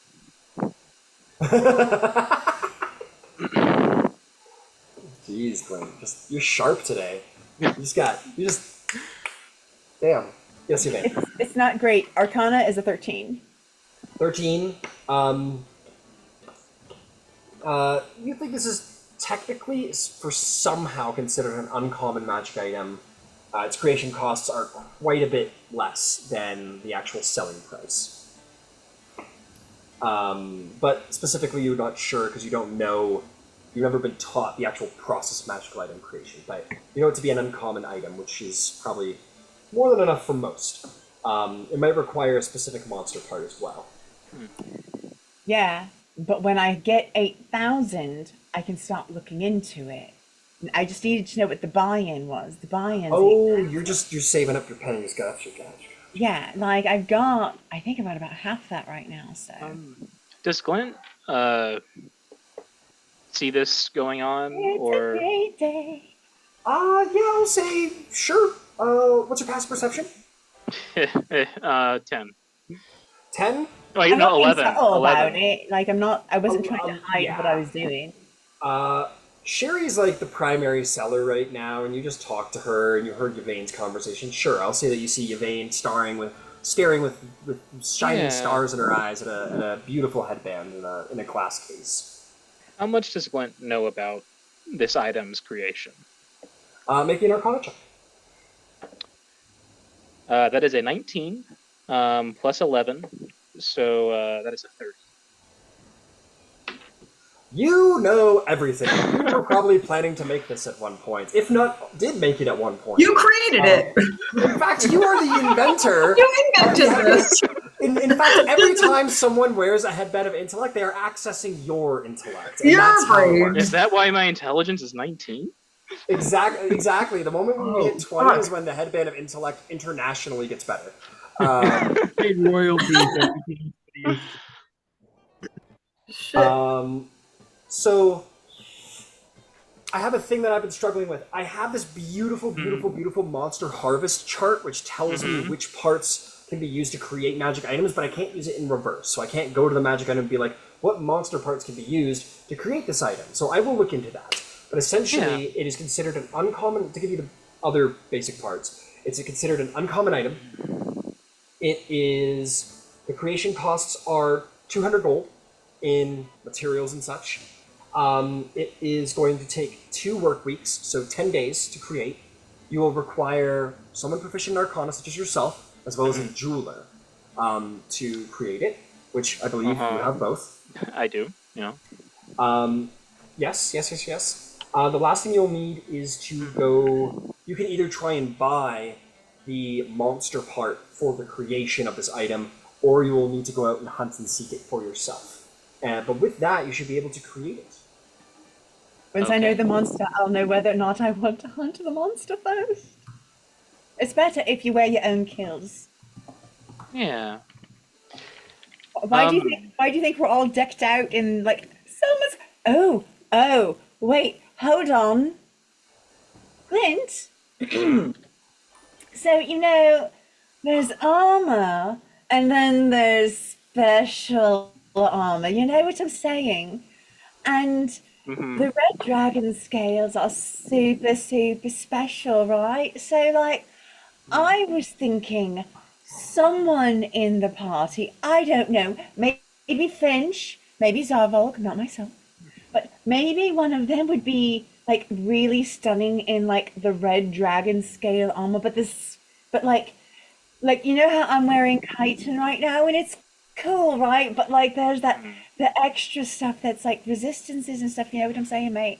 I don't know why my accent went like really shady dockside all of a sudden. But yeah, so can you do that kind of thing? Because I would love to. Like you're staying in the same hotel. I would love to work with you. Well, And I've things I want to learn. So I've dabbled with the League of Miracles here and there. So I do know some of the basics in my experience when one wants to enchant or craft enchanted armor. It gets very, very, very, very, very, very, very expensive. But I could do it when you're rich. Ember, can we put Finch in Dragon Scale, please? You don't get a choice, Finch, to be clear. No choice. Or Zarvolg, just one of them. Oh I mean, no! if neither of them wants it, I'll take it, but This isn't about you. On there. We're putting someone in armor, it's not about you. Oh no, not that. Not Finch showing up to their house in red dragon scale and trying to explain that. No. Literally Oh, no. wearing probably the most decorated monster part as part of armor. Oh. Yeah, I guess. Yeah, above the table, or we're trying to figure out what we can make, because I know we were talking about that before. I believe so. Yeah. So now we're talking about it in game, and the Dungeon Master can tell us. Yeah. whether or not we can make like the +1 stuff with the resistances and stuff, not that we know how to speak of that. And if Yeah, it's what- Just as, he's yeah, giving what us can be a made? happy Let's nod start face. there. Yeah, because you said you do have that table for generating what can be crafted out of those parts, right? Oh yeah, I can absolutely find like what you can do with the parts. That's something I Yeah. have no problem. So, with. what can we make with the dragon materials that we have? So yeah, you guys have already rolled the checks, and because you harvested them, you know their use, which is why you would harvest them in the first place. So I'm not worried about that at all. If you are wanting to use the scales to make an armor, you can make one of two things. One of which is just like a shield, and we can figure out more about that. Or you can make red dragon scale mail, That's what I thought. which is indeed a very rare magic item, which is very expensive to make. It's a very long time to make. 10,000 You do- gold, I believe, just investment-wise. It would be 10,000 because you do have the raw material, or a large portion of the raw materials with you. So it would normally be 20, but you do have 10 of that. So it would be a 10,000 gold piece investment to create this armor. Okay, but we can preserve the dragon scales, yeah? Or keep them someplace where they stay preserved. Dragon scales don't expire. Those will just be Um, cool forever. And I will know. So, like, we've got a place in Imon. We're just not going to get rid of those. We should maybe create a vault or something. Like, a place where people can't get to it so easily, because this is going to be a lot of shit. Quick question, because I remember in the group chat, Finch noted that scale armor isn't exactly ideal for a paladin, given It's not. that you're already in plate. I'm in full plate.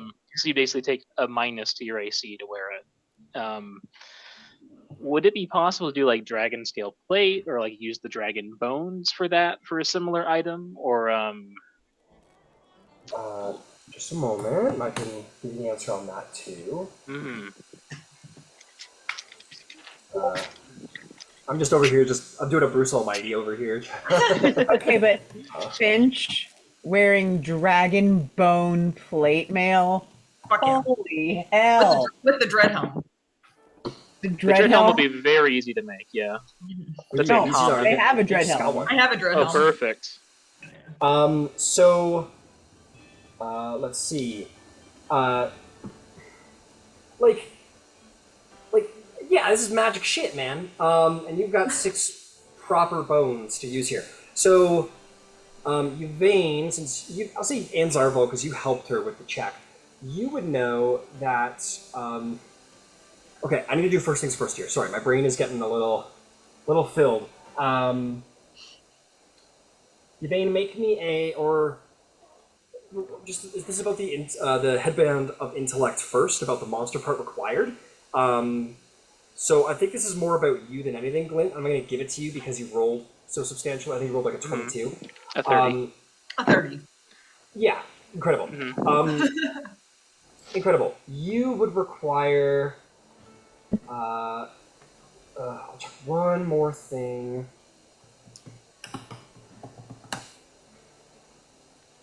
Where about me? Alright, there we go. So many tabs.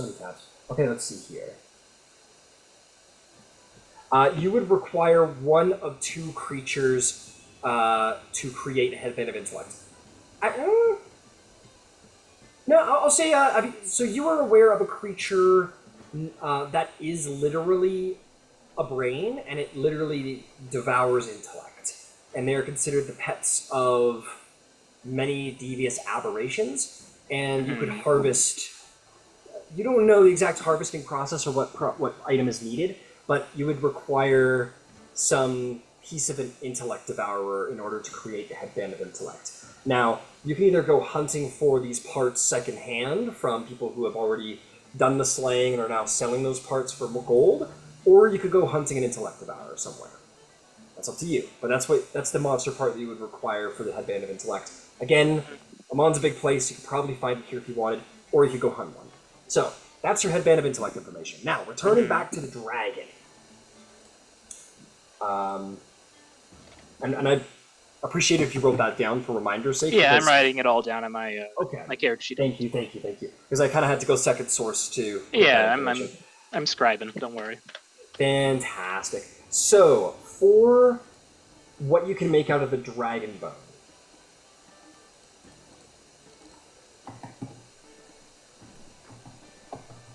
Oh, yeah. So obviously you can like make basic shit with it, but like we're not gonna do that. We're gonna do better than that. With dragon bone, you can make it can be used for armor, which can be made into like it will look very aesthetic, and it can have like some more basic enchantments on it. But if you want something that's more drawing the full potential of it, you want to make a weapon out of dragon bone, because dragon bone is harder than steel. So a very popular thing to make out of it, which you would know, Yvain.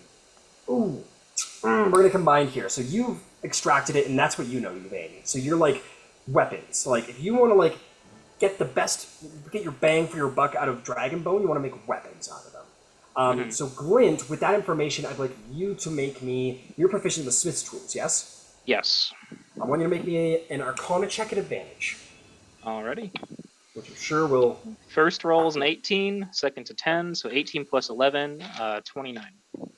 29. Okay, let me read off a number of items you could make with these bones. The first of which, and possibly the most famous of all of the weapons that can be created with dragon bone, is a sword known as a dragon slayer, which is a weapon that is specifically meant to be the bane of dragons themselves. In fact, legend has it that Thordak was slayed by one such weapon. So they say. The next is... we'll probably not do that, because that's a... Sure, why not? There's also... You can make a bow out of them, which is known as a dragon wing bow. So with this bow, you could probably make... oh yeah, those are cool. Yeah, a bow that could shoot, basically, like, create flame arrows and fire them. Let me just change my specifications here. You can't make that with those. You can make a we're going to keep that out of that because that's a campaign-specific item. That isn't really helpful to you guys. I'll say that's it. Those are the two items that you're aware of that are like bang for your buck out of dragon bone. Okay, and we have 6 bones. Would making those require all of the bones just for one of them, or would it be... I would say if you wanted to make like a dragon slayer, 1 bone required. If you wanted to make a dragon wing bone or bow, 1 bone required. And then I'd say with the following 4, I'd say you can make a suit of armor. Sure. Okay. And then let me ask this: with the dragon scales, instead of making scale mail, could you do half plate? Like you can do whatever you want with them. You can do whatever you want with them. Like if you wanted to create like an armor of fire resistance, for example, they could very well be used for that. Yeah, it's just that the dragon scale mail, it's very specific. It's like if you ever want to produce dragon scale mail, you need dragon scales, and you've got it. So, but yes, if you wanted to use them for something a little bit more manageable to create at your current economic status, absolutely, you could create some. Maybe half plate of fire resistance, absolutely. And they would be dragon scaly. Yeah, I guess what I was thinking is, if it's ultimately not going to be a benefit to Finch, then we should give it to Zarvolg. Because he could use the upgrade on his armor, to be honest with you. Yep, Rangers use medium. Right, so he could use the half plate. And, something fire damage is common enough that having fire resistance isn't a bad thing. What type of armor is Zarvolg in currently? Breastplate. Because the breastplate doesn't give disadvantage on stealth. Half plate does, but being able to resist fire could still be useful. Well, he's got boots of elvenkind. Oh, Right. very cool. No, I'd be back to even. Yeah. Got it. Isn't that nice? Good for you. Clanking angrily in the corner. Right? Tin Man It's moment. okay. I'm clumsy. I hang in the background too. So with the bones, I could use one as the base for making a blade specialized in handling dragon kind. Or I could make a bow that could imbue its ammunition with a little bit of flame. Now, both of these would be, I imagine, fairly expensive and time consuming, but if you pool your resources, I'm sure we can manage. Um, I could try and make more simple armor that's not quite as advanced as the dragon scale mail with the scales. I could make something heavier out of the bones if you wish. Ultimately, it is up to you as the group and those that would presumably be funding these projects. So where are we? This is You're where standing are in the we middle at of in terms of Gilmore's. player? If we're sticking Go with the Yeah. if we're sticking with the chronology of things. Where are we at in terms of player gear? Like, who would benefit the most from this? Looking around at the group, if you're talking about dragon scale mail specifically, Yeah, like that's how to get medium. the best. Yeah. Yeah, it's very expensive to create, but totally possible. It's medium armor, or actually, let me just go double check the item. So I'm I think it is. Yeah. Snail mail is heavy armor. Isn't it heavy? Yeah, you're right. Because I would say Zarvolg, but Zarvolg can't wear heavy armor. And it's a downgrade from the full plate, so it's not good for Finch. Yeah, so Dragon scale mail is scale mail, which is a medium, I believe. It's I think 14 Dex Kappa 2, if memory serves. Yeah, it is scale mail, Yeah, as opposed to just flat scale. yeah. Chain mail is the heavy one.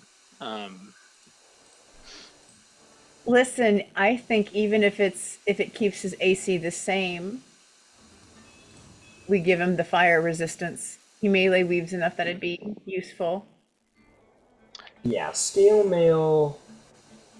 Yeah, medium armor, 14 plus dexterity modifier, disadvantage on stealth. The actual enchantment would provide a +1 bonus to AC, which make it just as effective as half plate. It does provide fire resistance. You can also focus your senses to magically discern the direction of the closest dragon within 30 miles, which is a very rangery feature, I would say. Advantage on saving throws against the frightful presence and breath weapons of dragons.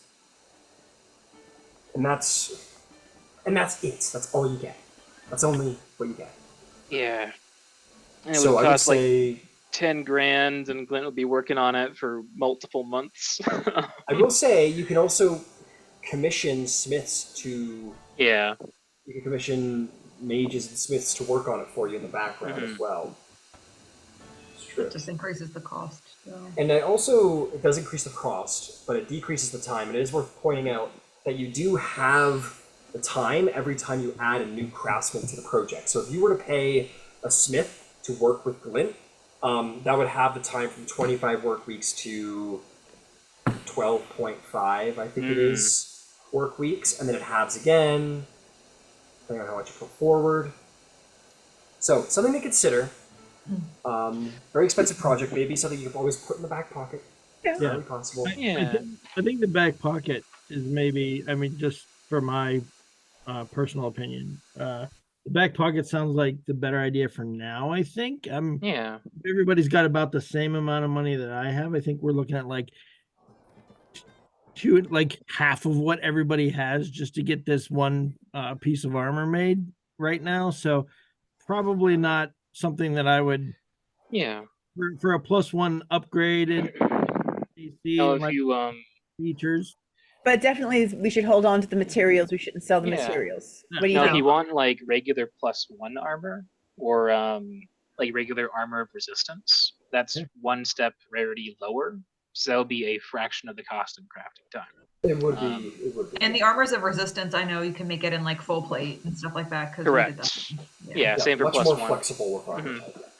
What is the cost to make the Dragon Slayer longsword? That would be a rare item. That would be 10 work weeks, and because you have the actual ingredient, it will only be 1,000 gold. Oh shit, yeah. It's also a non-attunement item. Pointing Oh, out there. that's worthwhile. Is Finch thinking about giving up their tasty hammer? I know. Ooh, Fuck. no more hammer? Well, it's not attunement, so you can always just keep both and swap. I mean, Zarvolg, I'll put out there that you've been sort of harassed by Cleave to give up the I giant know. cleaver. That's why. Yeah. That's why I'm at Gilmore's, is because I'm planning on buying a new blade. Got it. So I'll tell you what, why don't we fall back from the Monster Park conversation and the use of the dragon, like, you guys could maybe text about that and figure out what it is you want to do with the party. If you have further questions, of course, let's talk about it. Yeah. No problem. But as long as we're at Gilmore's, let's do stuff at Gilmore's. So yeah, why don't we come to you, Zarvolg? What are you here for, sir? Yeah. As you said, my trainer's been giving me a ration of shit about the unwieldiness of this, and he whips out the giant glaive. Goodness, that's very impressive. Were you No, I'm looking for planning to sell it? Thank you. What's that? Were you planning to? I mean, we purchased magic items. Well, that's something to consider. For the time being, though, I was thinking about getting something that I can use a little easier with one hand. Maybe a scimitar. Rapier. You want a finesse-based one-handed weapon? Yeah. Okay. Can be done, of course. So you're thinking scimitar. Let's look into scimitars. Any interest in a rapier or a scimitar more the way you No, want rapier or scimitar. What do you got? Rapier, scimitar. Let's see what we got.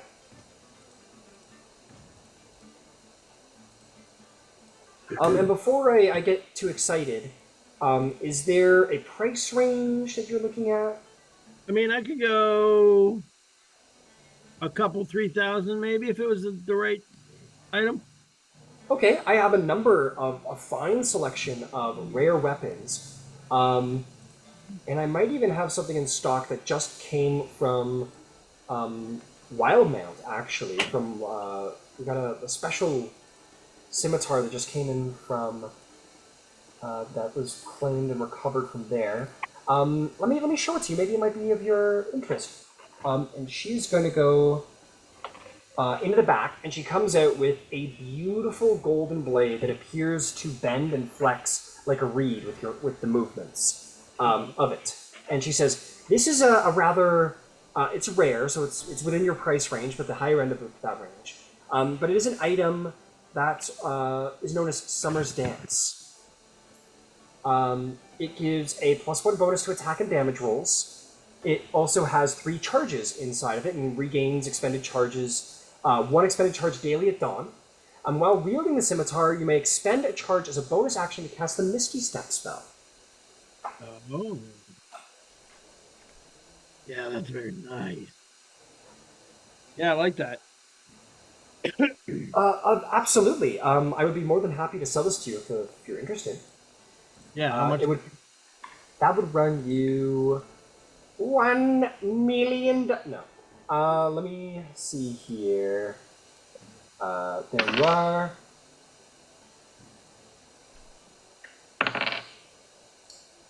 That would run you.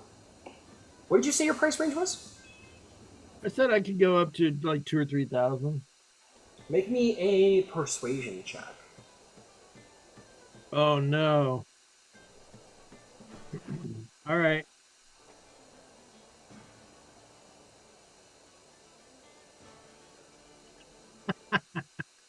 A 3, and I rolled a 3, and I have a -1 modifier, so that's a 2. A 2. No, I have a -2 modifier now because of my Finch, so that's a 1. Oh well, you have disadvantage on those checks. You don't have a negative modifier. That's right, disadvantage. Okay, Yeah, maybe as you're like I have 3,000. You can see it in her eyes. She doesn't like the way you look. She goes, I could be more than happy to sell this to you. I know it's a little beyond what you initially said, but 6,000 gold pieces for such a fine item.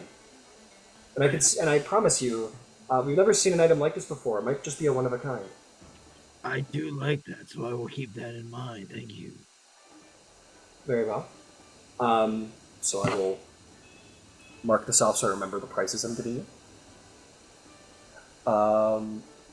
What's it called again? I got rid of it already. Summer's Dance. Okay. He heard the price and hit delete. Incredible. She says, okay, let's see what else we have in stock. Okay, let me think. And she's going to go down. She wouldn't have that. We don't have that. We don't have that.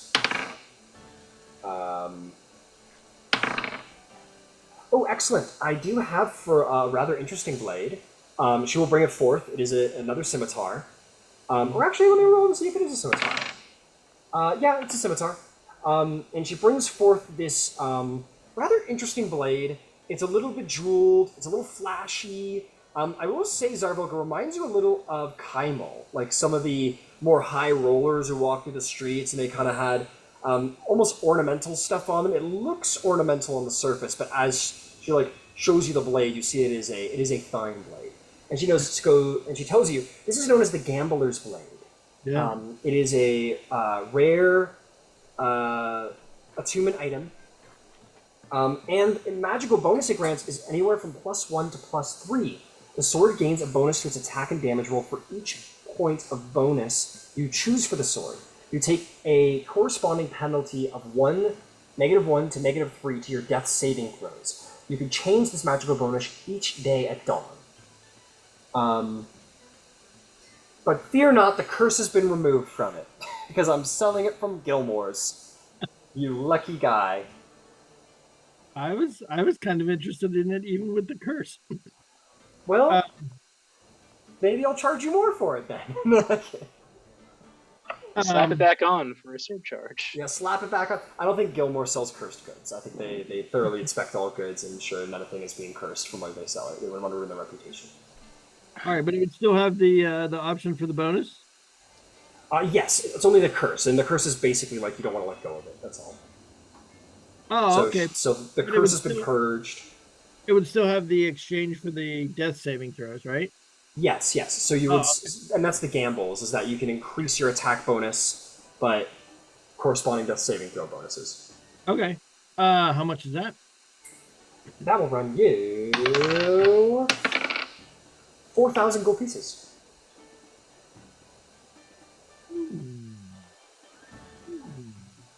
Okay, that one. Let's see. That one I will take. Very well, sir. Very well. I'm sure you'll be pleased. It is a glorious good, after all. And she will hand it over to you for 4,000 gold pieces. Gambler's Blade. All right. All right. We talked. Sorry? I said I was looking at that one specifically before we talked, so that's good. Oh, good. Perfect. Okay, is there anybody else who has any goods they'd like to pick up here from Gilmore's?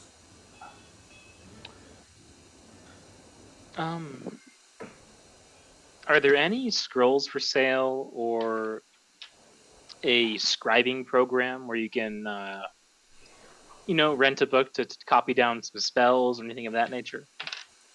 It says we do sell spell scrolls, sir. Is there a specific spell you were hoping to pick up?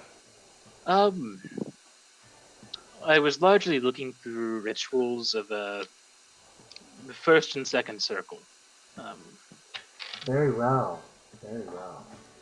Let me go pop that out, and we'll see what we've got. Come on, D&D Beyond.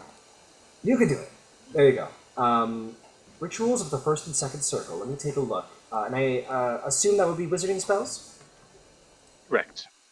Excellent.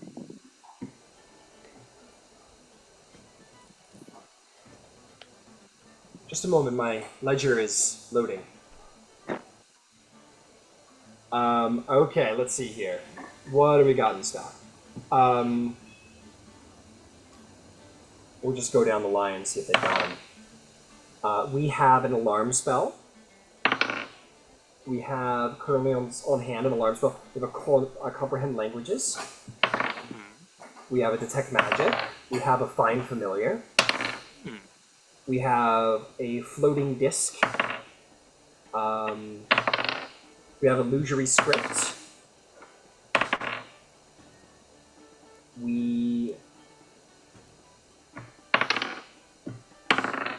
And that is all. I was not keeping track at all of which ones I just said, but I... Find familiar and floating disc. How much would those typically run? Well, they are consumable items, and they are both considered to be common enough that we would sell them for a fair enough price. We would be willing to part with both for 150 gold. Oh, no, less than that. Sorry, that was way less than that. 90 gold, she will say, because they are consumables. So 90 gold for both scrolls. I'll take it. Very good, sir. And she'll hand them over to you for 90 gold. Okay. I am now broke. Now broke. You also have all that art stuff to sell, so that might That's true. might be helpful.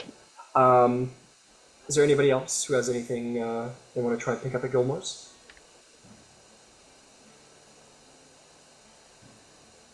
I have one small thing, but it isn't necessarily concurrent with this particular trip. Okay. But we can kill it all in one shot if it's easy. Sure. I actually just need to commission somebody because I'm probably going to be shy on time. Sure. I have a rock's quill, a rock's feather. Rock quill. Ooh. That okay. I need to turn into a magical quill that will copy and erase stuff, kind of semi-autonomously. Understood. So I'll tell you what. Mages do. Wait! I forgot. I got an awesome thing for this. Because you're going to be hiring a service.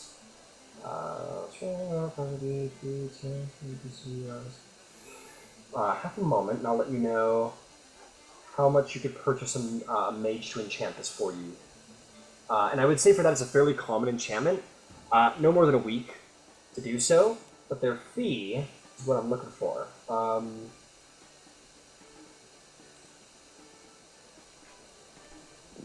Half a moment. Here we go. You could hire a sort of apprentice spellcaster, like someone maybe who's studying at the Alabaster Lyceum, like a student. So you're not purchasing like a full-blown mage, but someone. It's a fairly easy enchantment. So you could hire them for 6 gold. They're an apprentice. We'll say 5 gold a day. Gold a day, a week's worth of time, so 25 30 gold. 25. Okay. 25 gold. Done. And this is a common item, so to cover the other half of the expense of the enchantment, which you'll be required to cover, would be another 25 gold, I would say. Okay. Done. Cool. And with that, you'll get it at the end of the work week, but yes, you will indeed have the enchantment that you spoke of. I believe you want the quill to just sort of almost mage hand write for itself. Yeah, that's exactly it. Incredible. So no problem. Basically, they're just going to sort of enchant an adjacent mage hand enchantment into it, and that apprentice is very excited.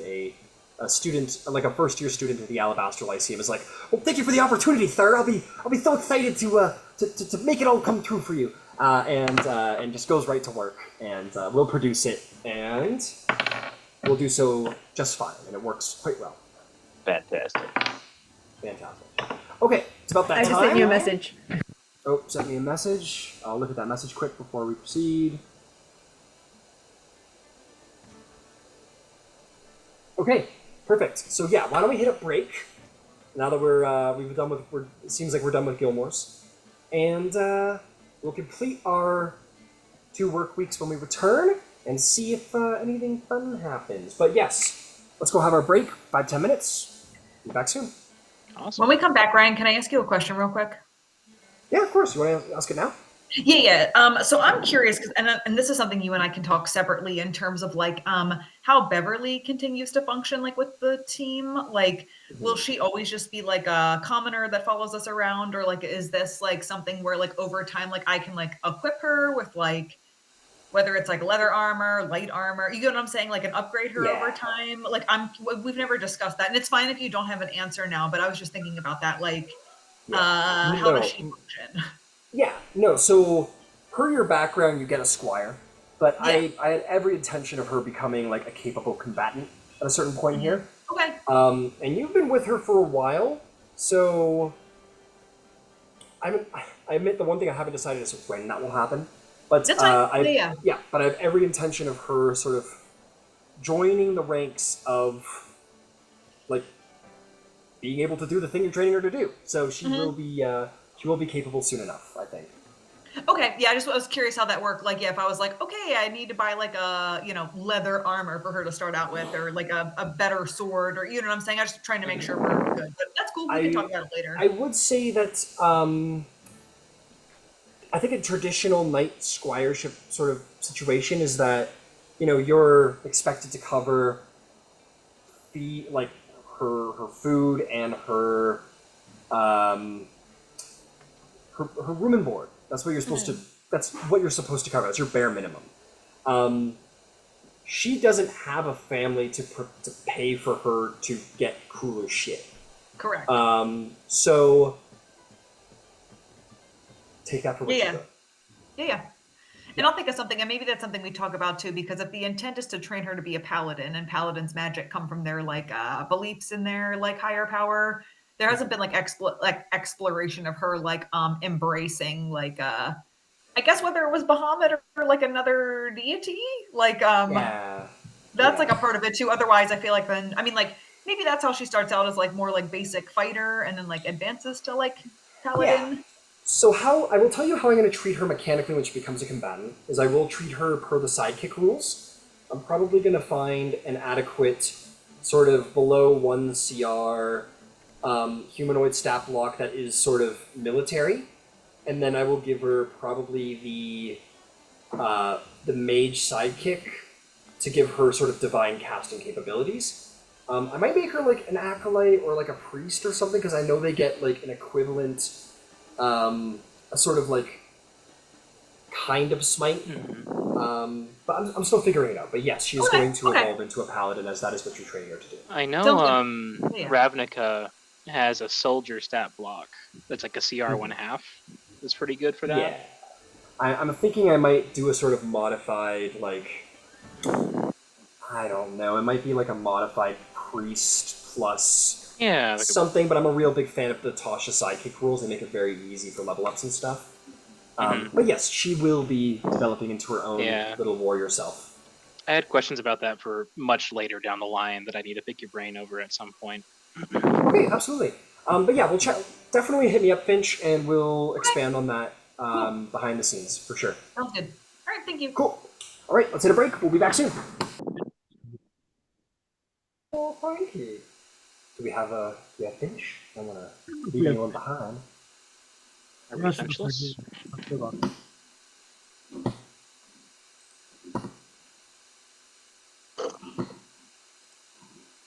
What are the odds of an undead familiar? I don't see why not. Frankly. Okay. I don't see why not. Interesting. I mean, I think we could have some fun with that. I think like you could describe to me how you alter the spell. Maybe you funnel a little extra power from a different spell into it. I don't know. Have some fun with it. But maybe you summon a fae and kill it immediately. And or better yet, you summon a fiend, because I know you want to be ethical about it. You summon a fiend, and then kill it, and then make it an undead bird instead. That could be fun. Okay. Why not?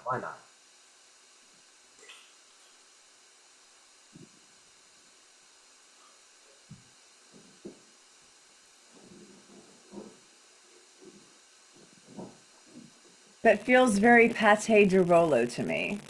I know. It's, well, pate's a pack of the chain situation, so yeah.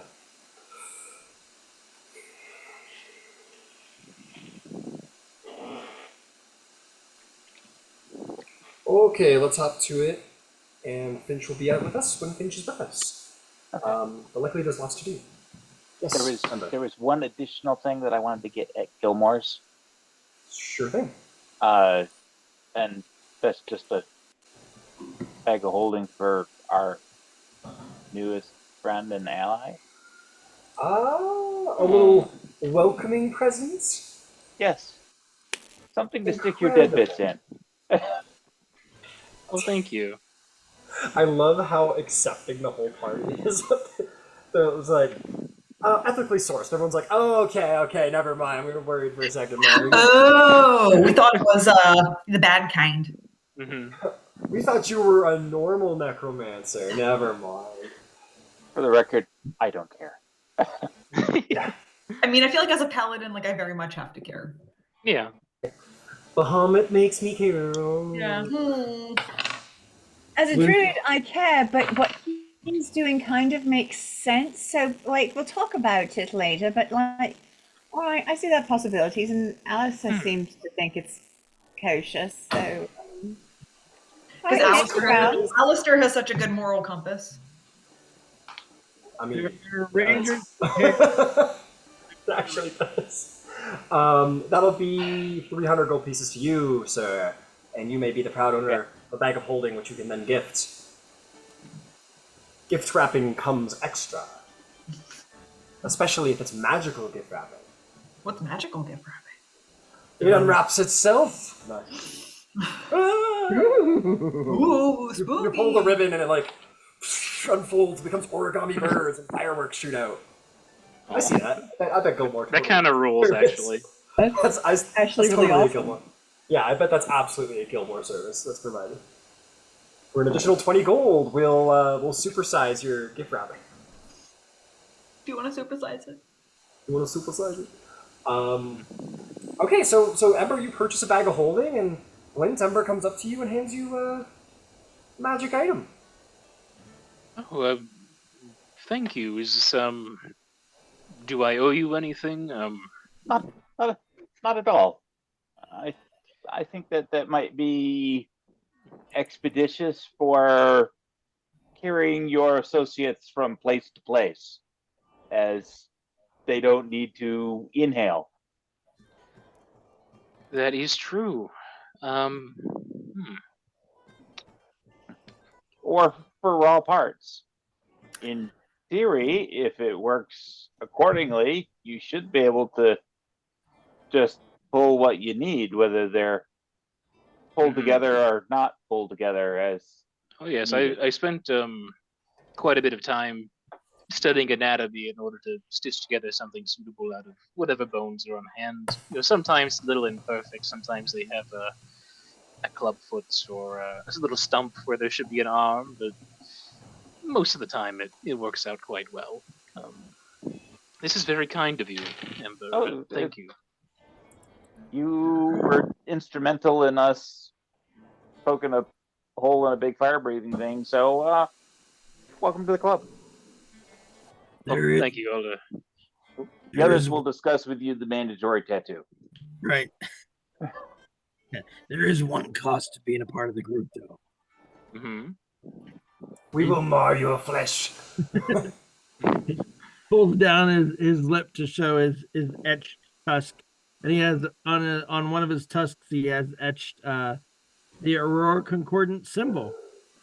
What is this? All right, well, it's not like we have to do this right now. I mean, you can show him, but Show us your you're ink. getting tattooed right now. Everyone pulls up their sleeves and pulls down their pants and shows off their tattoos on their butts. Nobody has a butt tattoo in here.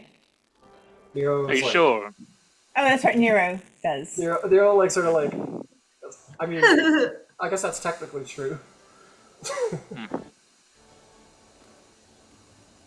Well, it wouldn't be the first time that I've encountered such a tradition, so I'm happy to partake.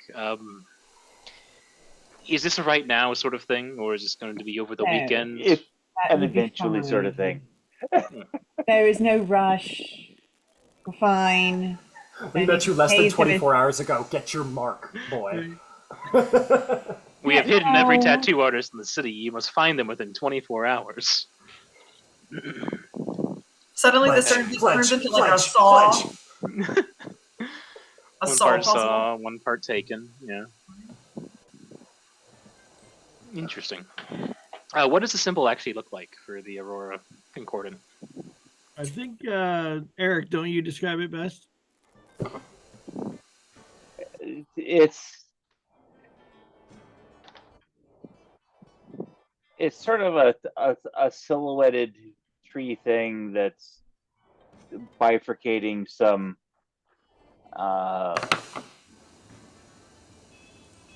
mountains and a campsite, and it's got a shield with a symbol of Bahamut onto it, and it's got some spooky darkness stuff going on underneath the tree with kind of eyes peeking out. Where the Aurora Concordant, because we all have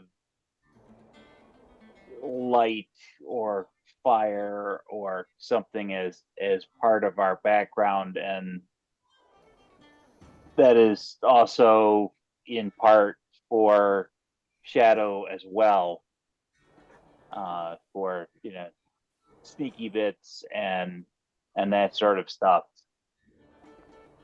because you can't have light without the opposite to recognize what you've got. So that's the short version. Very cool.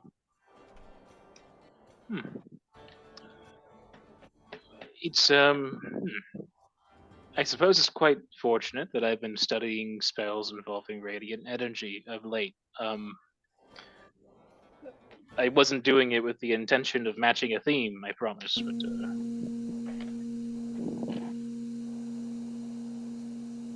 Well, that's just indicative of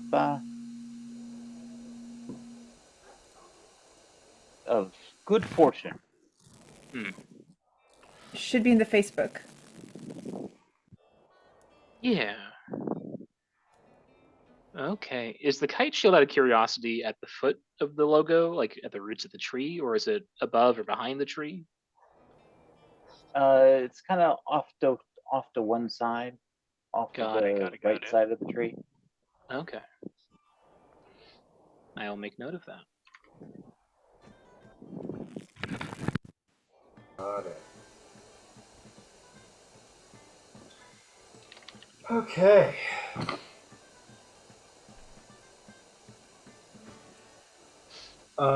Fantastic. So as you leave Gilmore's, you guys have 10 days of downtime.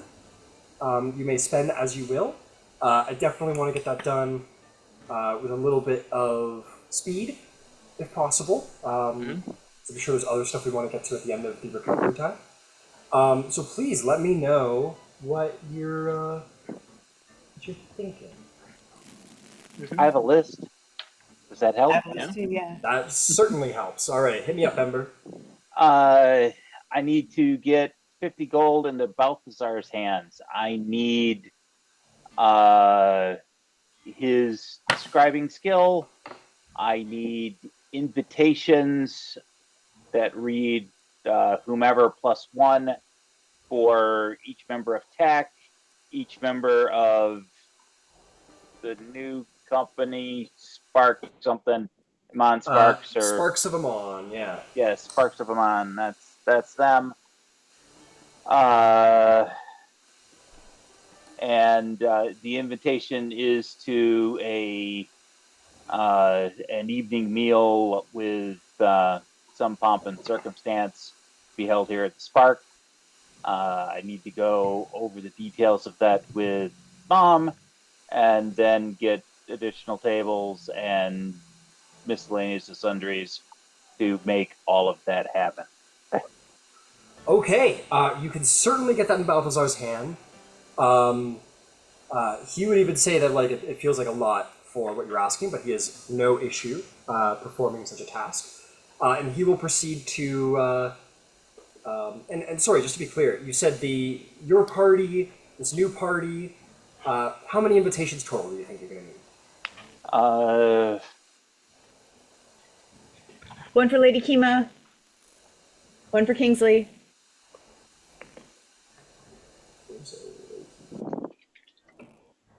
One for Kingsley?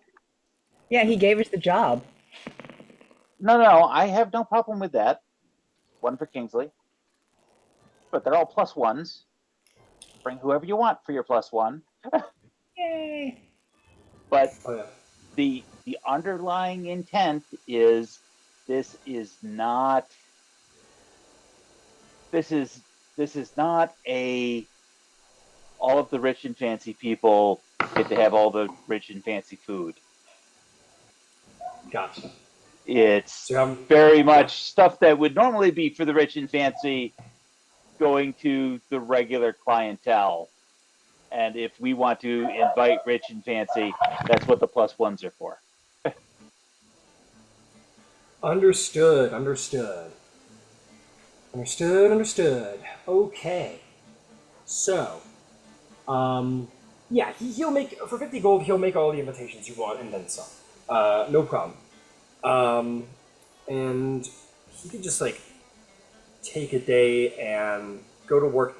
He presents you, like, he takes one day to just, like, make the initial invitation, and he presents it to you to see if you like it, and it's very fine writing, and looks very fancy, worthy enough for a noble's gala. And then he'll start mass-producing them. No problem. So if you're wanting to go, like, all-out fancy with this, like, banquet, we're talking banquet here? Yep. So I will say, in the food, drink, and lodging section of the PHP, a banquet is 10 gold a person. And this is like high aristocrat, like roasted pig on the spit, like fine delicacies from across Exandria. This is nobles, high noble aristocratic level of delicacy. You don't have to go that high if you don't want to, of course. Okay. Well, the featured center point is dragon, because we have it. So that's very true. I will tell you what then, if that's the case, if you're serving up the dragon that you very well have, why don't we just like chop that price down, because most of that's probably going to be in protein. You're serving the protein. So why don't we just call it like, for meals, why don't we just mark it down to 2 gold a person instead? Okay, so I'm gonna put 200 gold into it. I want to cover the regulars. I want to make sure that Jasper's aware that the event is coming. He is certainly welcome to attend. If he doesn't want to attend for sundry reasons, that's when it's going to happen.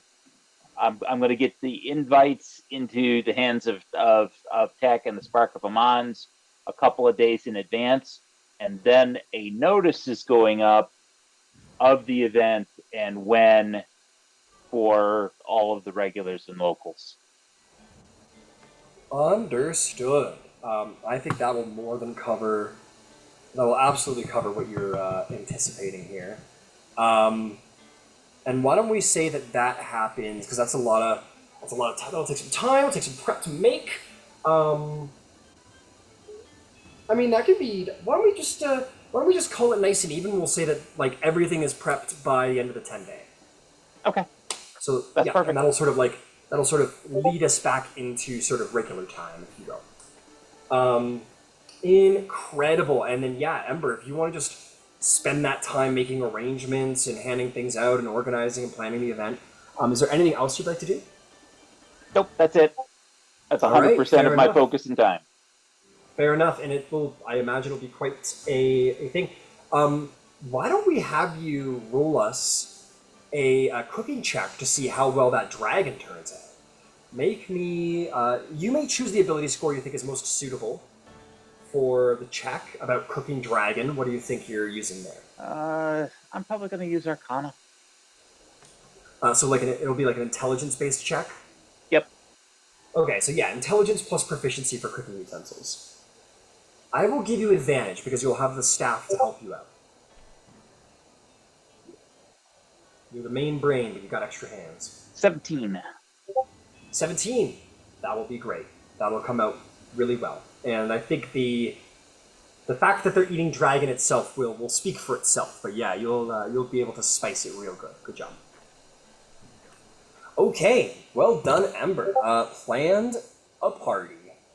That I love. Who else has stuff they want to do during their 10-day? Yes, Yvain Starborn, what would you like to do? All right. Is it possible to walk it back to the night before so I can send a message to Amara? The night before what? Like the night that we got in before we went to bed. Sure, Just to send a why not? message. Yeah. Yeah. So I will, as we're all bathing and getting ready, I'll ask Zarvolg to use the staff to speak to Amara. Okay. You cast sending and you can go for it. So it's a dream situation, but we don't even need to play it out. I just want to convey to her what has happened because they're going to want to get there in the morning to check it out. So I will leave it on you if you want to. Oh, you want to? I see. You want to inform the Fire Ashari of the existence of. Like that's the really current important. activity. That is Ashari very here. fair. Yep. That is very, very fair. So. You can absolutely pass that along via dream. Yeah, she's a human, so she will receive that just fine. Yeah, and I will say that she tells you that this is interesting, and we'll have to look into that immediately. And I think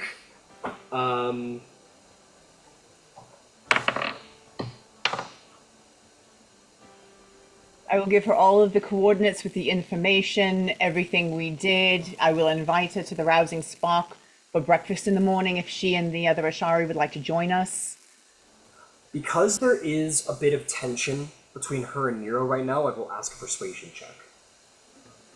She could also send a friend. Yes. I will say. That's what the persuasion check's for, to see if a friend comes or if Amara comes. All right. So before I do anything, I would like to roll my Cosmic Omen. Sure. Did you already roll it that day for Dragon Day? You're right. Never mind. I don't have it yet. Straight roll. Thank you. Yeah. Thank you, No problem. Seth. That was an accident.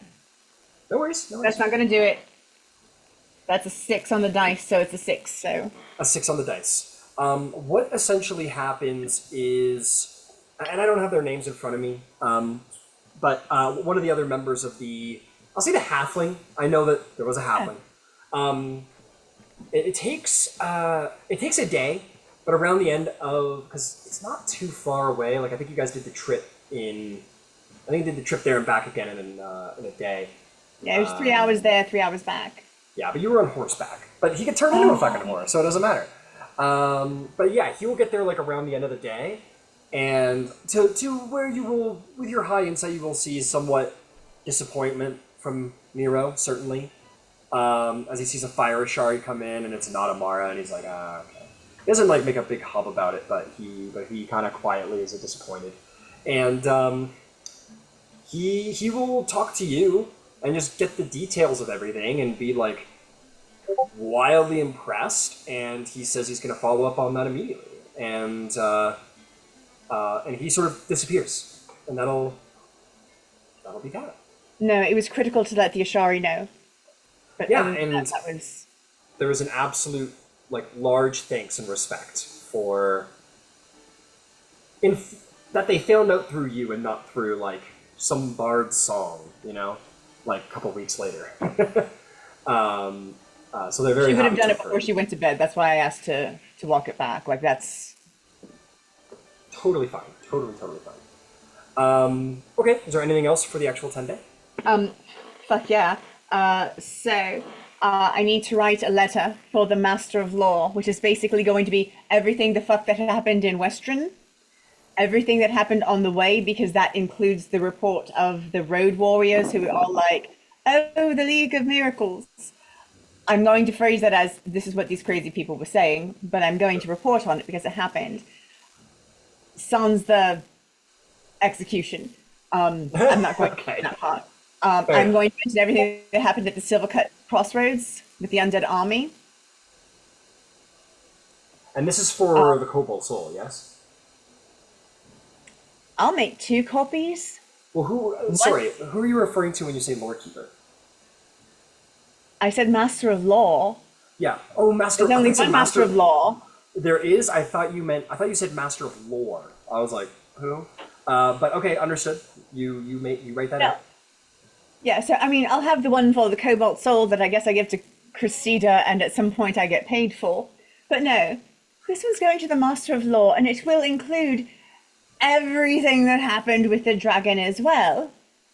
And I will put on my fancies and go to the Cloud Top district and try to give it to the person that Finch, like the person at the front desk. Which Got again, it. I They don't. will. Yeah. Yeah, they will accept it, put it in. Hopefully, it ends up in the hands of the Master of Law. We will see. Man, I need to mark all this down. So, Master of Law report, and that's also going to Archivist Rothtree, yes. An Archivist Rothtree, yes. And understood. And then I will connect with Camellia and take the vestments of the Dawnfather to the Temple of Pelor. Ah, okay. Yeah, you could absolutely take those there. They will be This very is a different happy. day, so I am going to want to make a roll, please. Oh, yeah, sure, go for it. Thank you. I will say, we'll call your day one the going to Gilmore's, talking to the Ashari about the report, and then writing the actual reports and dropping them off. Like, that's definitely your day one, if not a little bit into day two. No, that's fine. Okay, cool. But yeah, you want to go to the Temple of the Dawnfather. I don't want to gloss over that too hard, because that's kind of a cool thing. And my Cosmic Omen was a 19, which is woe for day 2. Woe is me. Let's see.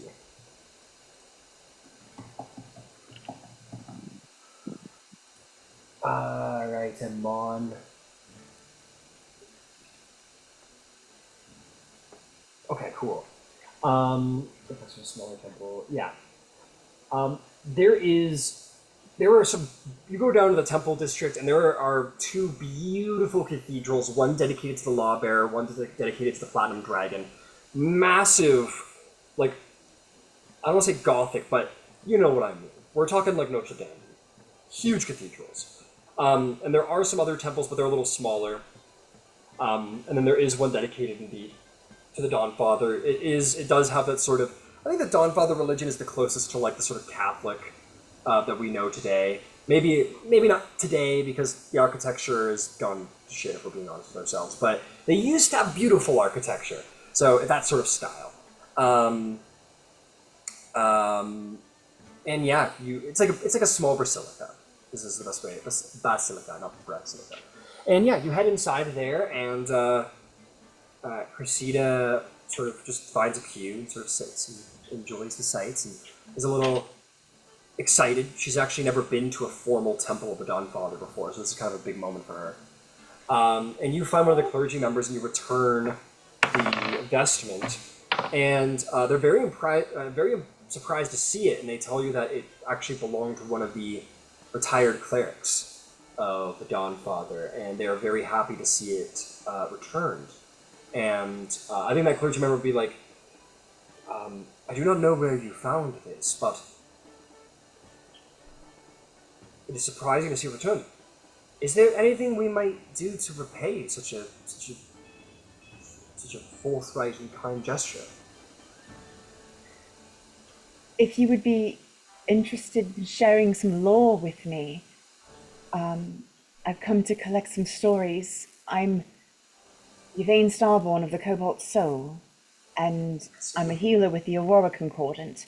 We found this in the lair of a red dragon who was living beneath the city, on a Thordak silk. What? This is probably exactly what he says. And I then, know, it's a lot. He goes, huh. And Might I inquire, is the dragon slain? quite. Well, then you have certainly the thanks of the Dawnfather and its clergy, and certainly of Amon. May extend that to you on behalf of Pelor.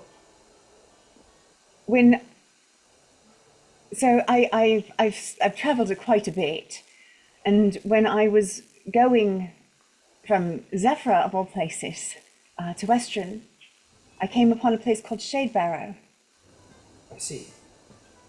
Shape that. I'm a druid. Yeah, and Cressida will be there too. So.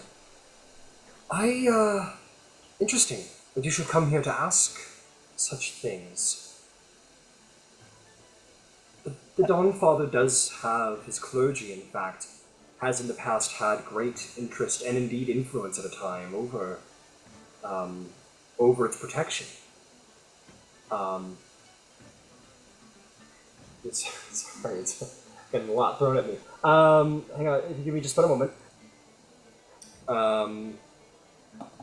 That's why I wanted the vestments, guys. Yeah, makes sense.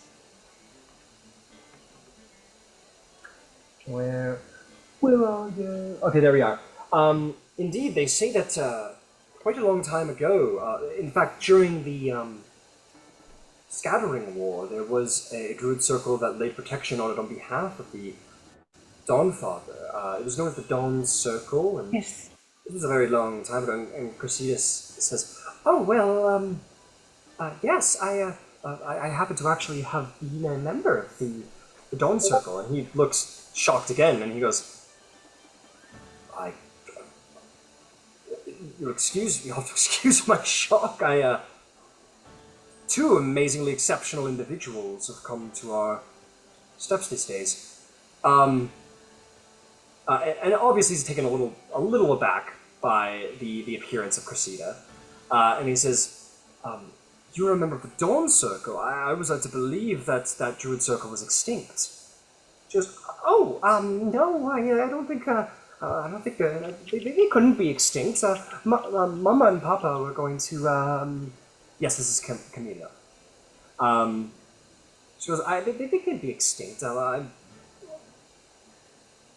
Well, no, they couldn't be. I've been looking for Mama and Papa for a very long time, and I'm sure they're about." He goes, "Well, I mean, anything is possible. I don't mean to be a soul's fault, but I have to say it's miraculous you're alive, and I am aware of your forebolds and your extended lifespan, but even for this long is truly remarkable that you're, excuse me for my candor, but still alive."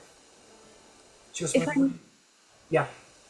I was just going to ask, to the best of your knowledge, when was the last of the Dawn Circle heard of? Okay, give me a second. It's a great I question. did not mean to weigh you down in this much lore. No, that's okay. That's okay. That's what the game is for. I'm just trying to get all the information. Let's see.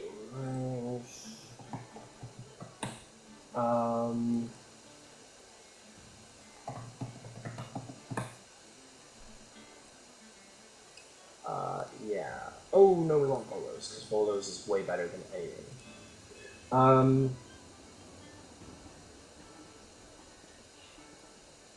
He says we don't know specifically the time that the Dawn Circle fell, to be certain, but what we do know is it was sometime indeed during the Scattering War, which was between 400 and 500 PD.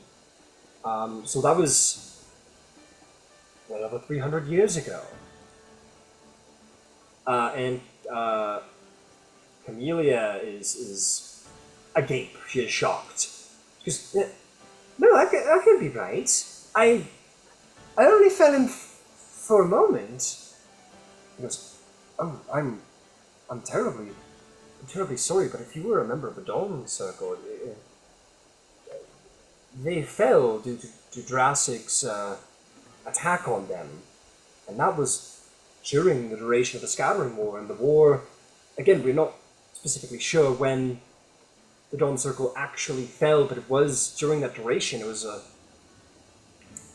the late 400s, 500s. That was well more than 300 years ago, my dear. And you Furbolg, I mean, I'm not perfectly familiar. I mean, how old do your kind dwell for? Just, well, and she said, well, we can live up to about 500 years. It was, oh, well, then it could be perfectly reasonable that your family might still well be alive if scattered, and you're here. And she's just shocked, and you can tell very clearly that she had no idea that such a duration of time had passed. I didn't realize that's... I thought it was a lineage thing. I didn't realize that she was actually a member of that Dawn Circle. See, I figured it was like a lineage, like I'm Ashari, but I'm not related to like the first Ashari. You know, those are like my... Yes, Yeah. and maybe in this moment it is indeed revealed that Camellia was there. She knew Camellia, the individual who used to possess your skull. what was his name? The Arcturiid's son. His name is... I feel like I'm being the world's most difficult player right now. No, I this is part of the game. This is all part of the game, and I'm happy to be here. I like the challenge. It's all good.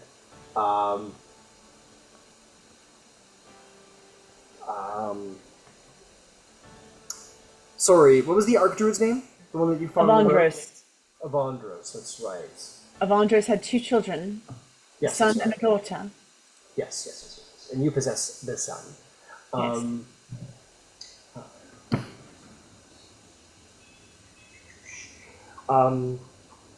it was revealed to you that they were elves. Yeah. Yes. So she would look to you and say, "Evandros' son. His name was Varus. We were acquainted. We were, I mean, not the best of friends, but we knew each other well."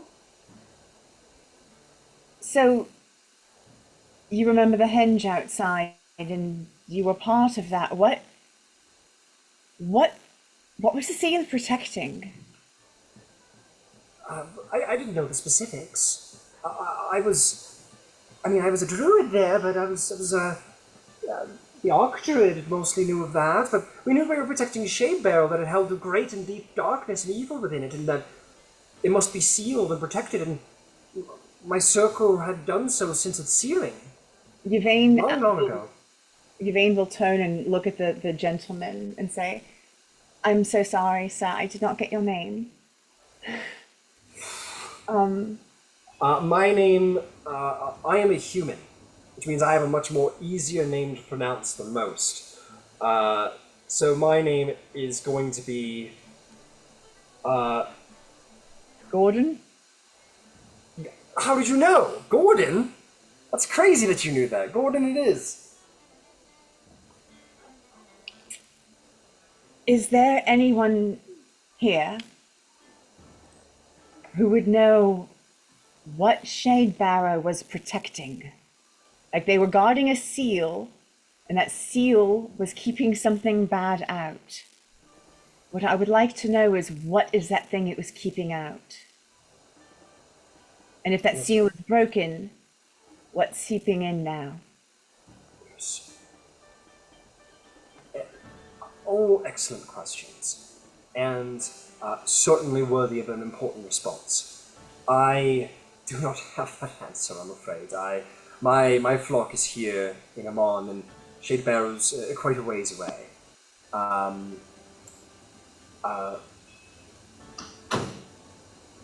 he Someplace where they might have it. goes, certainly, most certainly. I'm mostly certain the answer is not in the city of Western. I've looked repeatedly. No, certainly is not. You are. It's difficult to say. It's very difficult to say. Let's see. It's always possible.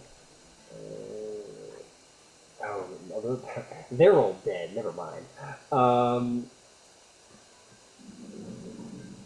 Were You there could any always- elven priests?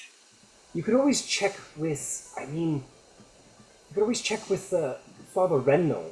He's a retired cleric of Pelor and lives in Whitestone. I know that he is well renowned for dealing with undeaths in the ways of Pelor.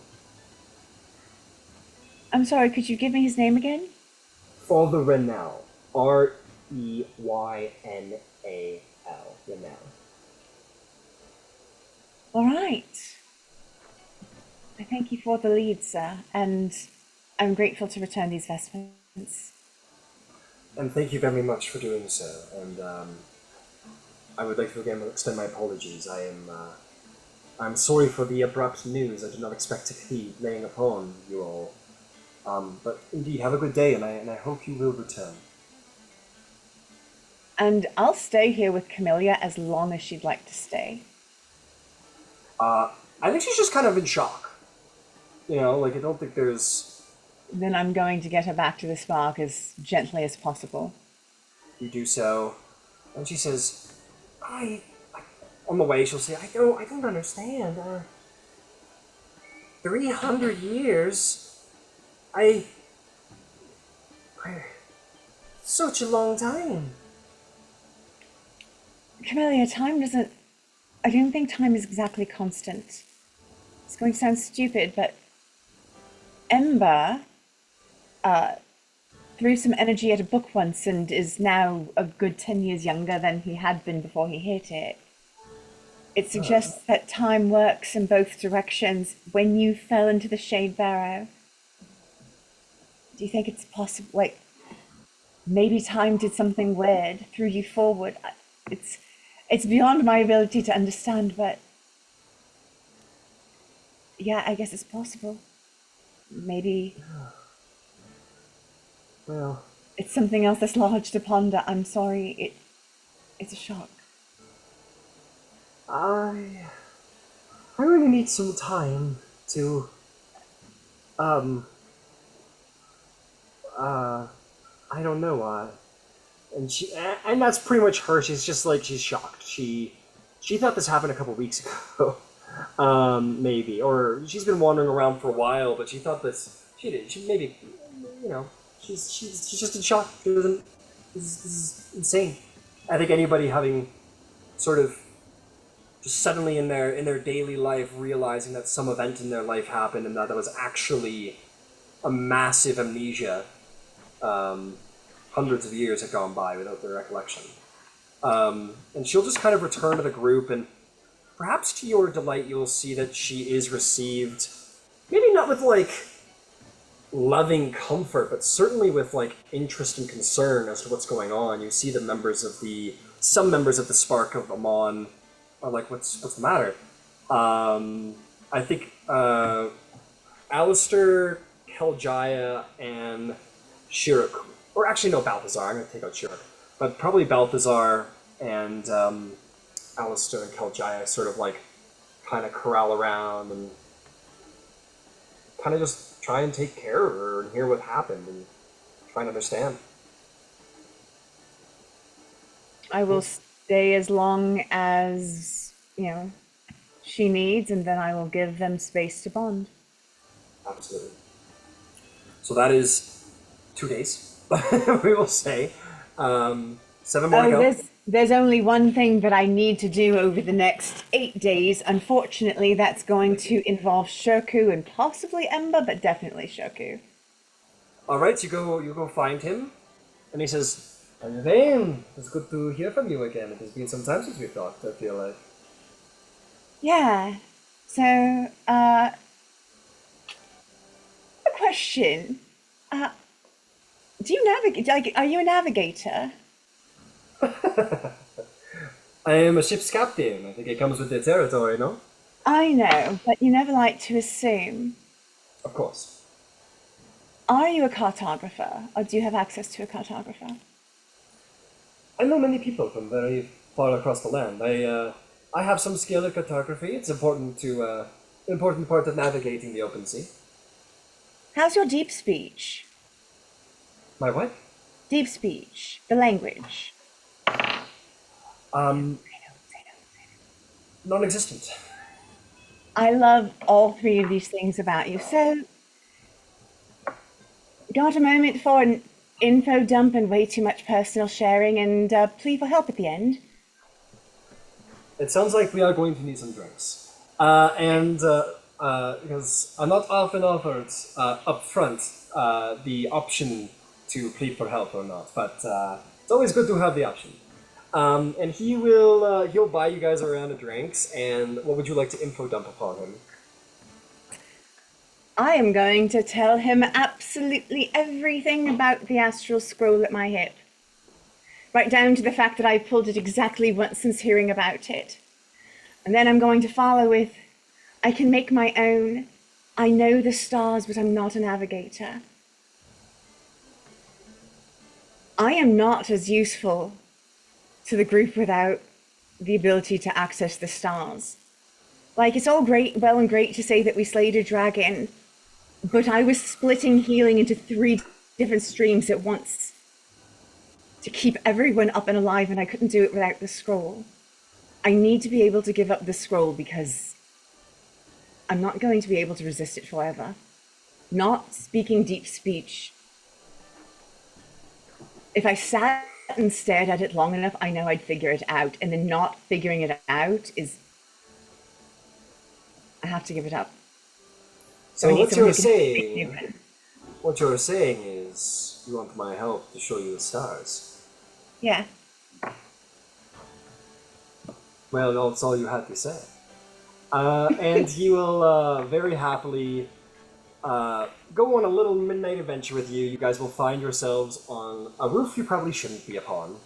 And that is certainly not the Rousing Sparks, because the proprietors are far too understanding. And it's not nearly as fun. He will take you... Oh, what am I talking about? He will bring you aboard his ship, of course. He will bring you aboard his ship, and he will... it's got a cool name, but it's a Marquesian, so don't worry about it. And he will... you guys can sort of stand on the deck, and he will show you the stars, and he'll say to you, I know you are an Ashari. I have met an Ashari or two, and I know that they are not so big into religion. But there is a school of thought that druidic magic. They say that it is either... There's only 2 schools of types of magic. There is the arcane magic, there is the divine magic, and there is a large belief that druidic magic is divine. It comes from nature itself, but what is more natural than the god of nature herself? They say the Wild Mother is where that magic comes from. And maybe the other gods too. I mean, sort of gestures to the sky and says, perhaps maybe you, Yvain Starborn, have a little of the Moonweaver inside you. Who knows? So, I think if you're trying to make magic, you need to let it flow through you. Pick some stars. Pick the ones that speak to you. The ones that make you feel empowered. And maybe, just maybe, you'll start to begin the creation of your own map. And he will work with you. He'll show you, like, the basics of sort of how to measure, like how to measure distance to make sure that your map is, correct, so to speak. and he'll help you to a degree, but it is a very like it is a very almost artistic process more than a specifically mathematical scientific one. It very much speaks to the druid, the Shari side of you, where it's not as numbers and calculus. It's more what feels right. Like, where do you draw your power from? And you may pick some stars from the sky and decide where you pick your powers from. So Here's what we're gonna do, Elaine. This is what we're gonna do. I have been waiting for this since the start of the campaign. Do we need to stick a pin in this and get to it next time? Nope. It's gonna be real simple. Oh my. I'll leave the grid in. Nah, I'm gonna get rid of the grid. I just need to change the color of this thing. Black. Okay. Gain starboard. If you would kindly go to roll 20.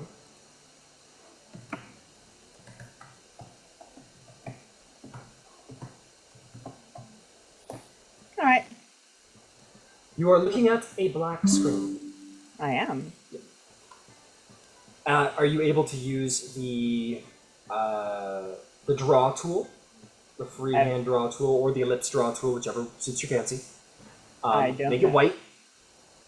So it should be the little pen. Okay, I see it. It says freehand, pen, line, rectangle, ellipse. Got it. You can do either freehand or ellipse, your choice. And from the color selection, maybe make it white. Okay. And just change it. Yeah, change it to white.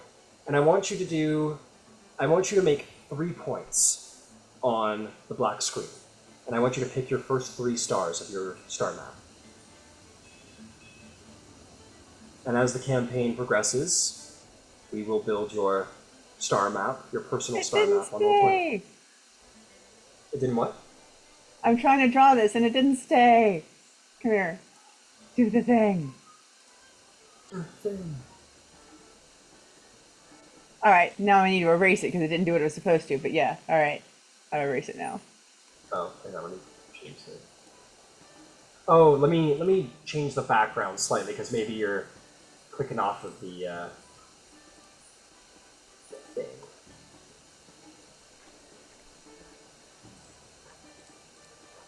There we go. There, all right. So And you can see it a little bit better. So you don't need to like actually draw it, but just like put a point, just like a little dot to represent your star, because this is going to eventually become a proper star map. So okay, let me see if I can figure out how to get rid of it then. I'll get rid of it. It's all good. Ah! I got you. I got you. There, fresh. So I just make a little dot. That's all you need to make to represent your star. There you go. 1, and you might make another. Put it wherever you want. Excellent.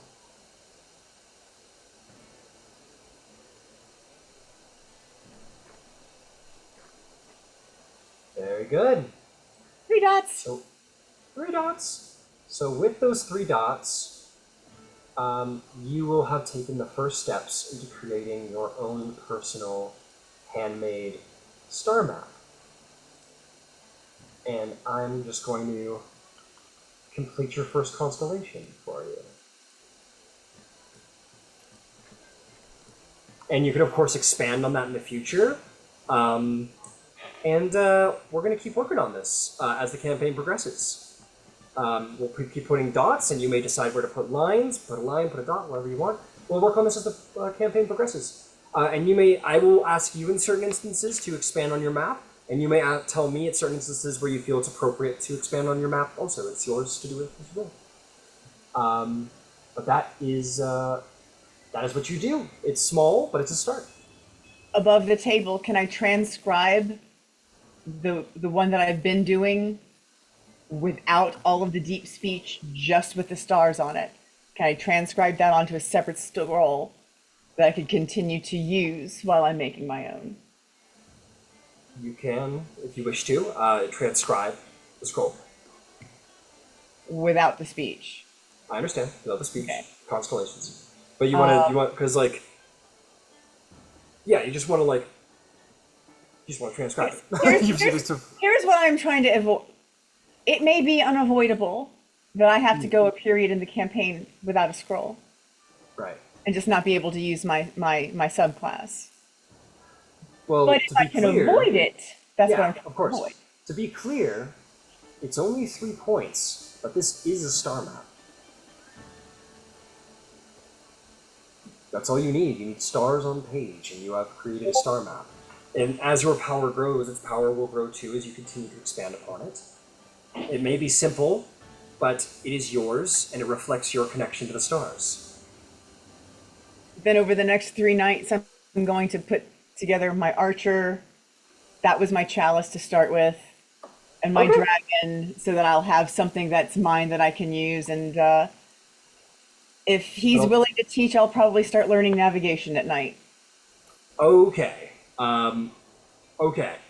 And yeah, make sure to mark off your people who are tutoring you. That's 2 gold each. Yes. I have So I plenty. will leave it with you, Yvain. If you're going to spend 3 nights, why don't you go ahead and continue to expand on your star map to your satisfaction? Make them as simple or as complex as you want. Maybe simple the better, because then gives you possibility to continue to expand as the game goes on. And feel free to, maybe that's your chalice, simple for now, but might be expanded on. And similarly, maybe go ahead and add your dragon and your archer at your leisure. They can be dots. I'm happy to connect them. You may connect them as well. Whatever you want to do. I will do that, but other than getting together with people at the party, I'm Yeah. We'll get to the party at the end of the downtime. That's not going to be an issue. Okay, cool. That's Yvain. That's Ember. Finch, Glint, Zarvolg, what do you guys got planned for the 10-day? I have a few things that are mostly pretty short that I can go over. Okay. Yeah, so first day, Glint is going to begin the industrial Dwarven complex of fabrication of things. So he goes out into town, picks up all those, bulk materials to craft with. I did have a quick question to verify. Sure. Would it be possible down the line to use fabricate with silver to create silvered weapons? Let me find out. Let me find out. I don't need to use anymore. We're done with Gilmore. I don't even know why I was using that. I may be just closing a couple tabs because I need to see where I'm going. Anyway. Calendar. Oh, that's so much better. Okay, let me go check. Fabricate.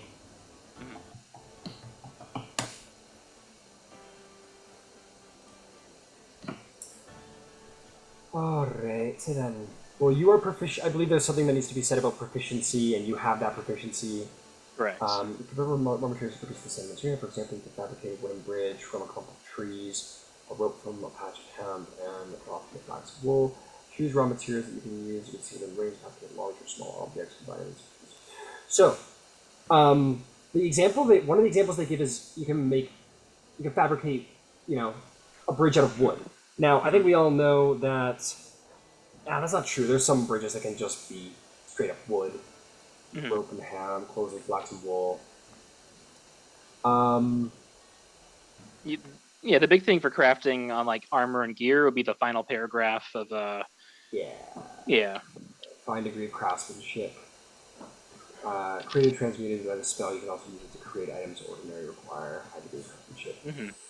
So here's what I'll say. When it talks about materials, it uses the word or rather than and. Which leads me to believe that you select one type or patch or whatever of raw material and you create on that. So I will say that it would require like 2 castings. So yes, you could, but would need to absolutely require 2 castings. Yeah.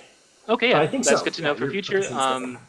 In the meantime, so basically every day he's casting fabricate, using arcane recovery. Afterwards, later that day, casting fabricate again. Over the period of about 5 days, he's going to produce 5 suits of half-plate armor and 4 heavy crossbows. Can be done. Now, during this, because that's only about 20 minutes each day, I'm also going to be scribing some spell scrolls, only at first level spells that I know. Using standard Sorry. crafting rules. I don't want to interrupt Yeah. you, but I assume these are for your little cobalt fellas. The armor is, except for one suit is for Glint. And the weapons Understood. definitely are. Got it. Heavy crossbows have the heavy property, and kobolds are small creatures and cannot wield such weapons. Just Got it. In that case, before that, I'm going to go get some bigger bones, potentially, Got it. and start one by one killing off my skeletons and making them bigger with more bones. I'm sorry, little one. Yeah.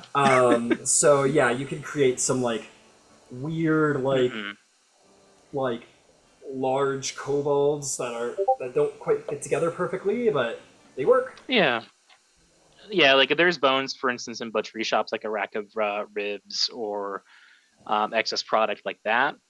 That's basically what he'd be shooting for, like pig bone, cow bone, larger mammals that have been processed. Yeah, the butcher knows you by name now, and he's like, yeah, like he tells his buddies, he's like, those dwarves, man, they eat a lot of protein. You wouldn't believe it. yeah. Glint's probably also buying the meat as well, just to be a little more. One, to give more money to the butcher. Two, to be a little bit less sketchy about it. Fair enough. Rousing Spark is suddenly a larger rib, boneless chicken wing menu. Got those chicken nuggies. Yeah, so I'll basically be making medium-sized skeletons. Part of that process also, for the first couple days, going to be buying up like cedar oil and like natron to kind of properly bleach and clean and preserve them. I'll be using prestidigitation during that as well. And then getting them properly wrapped up in strips of cloth, clothing, proper padding, and then tailing the armor to that and sealing them in. Jesus. Okay. Yeah. Fair enough. Absolutely. Yeah, there's a process. There'll also be a couple basic swords made along that point, but they're very cheap. It's very easy. But yeah. Now, outside of that,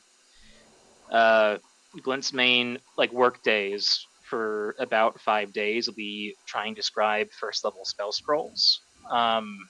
Okay. Baseline Xanathars is basically the same time and expense as making a common potion of healing, but I do not know your specific rules on it. Yeah, no, I run with Xanathars.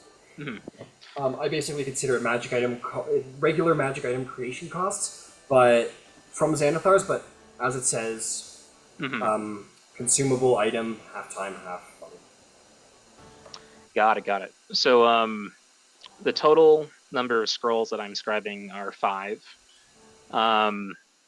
It is, if memory serves, 2 scrolls of shield, and then 3 scrolls of absorb elements. Okay. And then, so that's all the boring procedural stuff of bone crimes. So after that 5-day stretch, or 6 days or so, Glint will scribe the Find Familiar spell. He's going to try to conjure a familiar. And that's where it gets more interesting, because I want to see if I can try and make it undead. Okay, so very, very fun. So let's be creative about it. So what do you think that process is? It's certainly outside of the norm. What do you think Glint does to make this happen? Yeah. So I imagine, similar to going kind of with your suggestion, that Glint will, purchase the materials as normal at first. He'll light the brazier very patiently. He's very methodical about it. He's very versed in rituals, and it shows. But bit by bit, he'll kind of start burning the incense. And as he summons the familiar and initially begins calling that extraplanar fragment of a spirit into the physical plane, he's going to begin weaving threads of necromantic energy, similar to what he would do whenever he uses the Summon Undead spell. Understood. To basically try and snuff out that fiendish spark and shape it into something more purely undead. Okay, very interesting. Yeah, so you complete this ritual, just as explained. The brazier lights and summons the entity that you wish of it, and you infuse it with this necromantic energy. And at the end of this much more bleak and dark version of the ritual, by the nature of the magic, for whatever reason, the gods were like, we're going to make this particular school of magic scary to cast. So as this sort of private but somewhat darker version of the spell is cast, what is produced in the end? I like to think that it would be, for Glint specifically, most likely an owl out of the list of familiars. But it's not quite fully normal looking. I think whenever the light hits it just right, it partially seems to pass through the wings and just keep on going right past it. It's not quite like a full ghost, it's just not quite fully there either. Understood. A sort of spectral owl. Very cool. You can absolutely see like the spread of bones through it whenever that light hits. Oh, that's really fucking cool. That's really, really cool. This, and to be, it's undead, but what was it originally? Was it a fiend? Was it a fae? Was it celestial? Probably a fiend. Probably a fiend. So maybe it's like a hellish flame that turns green as you infuse it with the necromancy, and as the spirit of this sort of fiendish owl that has like burning charcoal eyes and bleak red feathers, you suffuse it and turn it almost ghostly, ghastly, and when the light hits it just right, yes, you can see the skeleton within, just barely visible through the translucent feathers. A bleak but somewhat, like a morbid but somewhat beautiful familiar emerges. It speaks to you telepathically and goes, "Oh, what have you done?" No, I'm kidding. It'll communicate with you, and you know, it's very simple communicatively. It is an owl. It is confined by those stats, but it is aware, and your ritual is successful. Excellent. For the time being, he'll dismiss into his pocket dimension, so it'll just sort of scatter into darkness and those threads of energy again, and he'll pull it into his shadow. And then he's on his last day, he's gonna take a day off and go to church. Actually. Okay. Where are you going to church specifically? If memory serves, there's a small temple to the Everlight in Amon. Everlight, we haven't heard nearly enough about her. Mm-hmm. Give me a moment. I'm gonna just go to. Jesus. Sorry, I misspelled it. God, man. We'll check. Ooh, I'm gonna do a second check here. Hang on. Oh.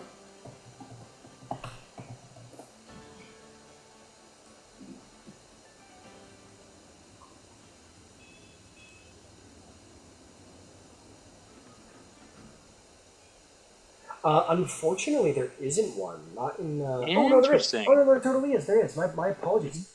It isn't a temple per se, but there is a place of worship that is indeed dedicated to Sarenrae.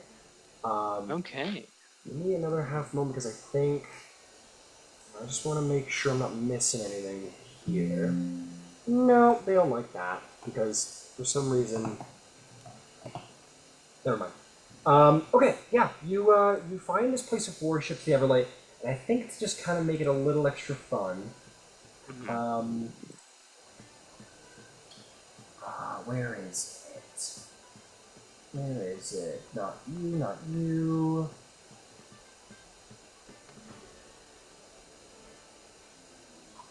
Shit, where is it? Sorry, Yeah, no rush.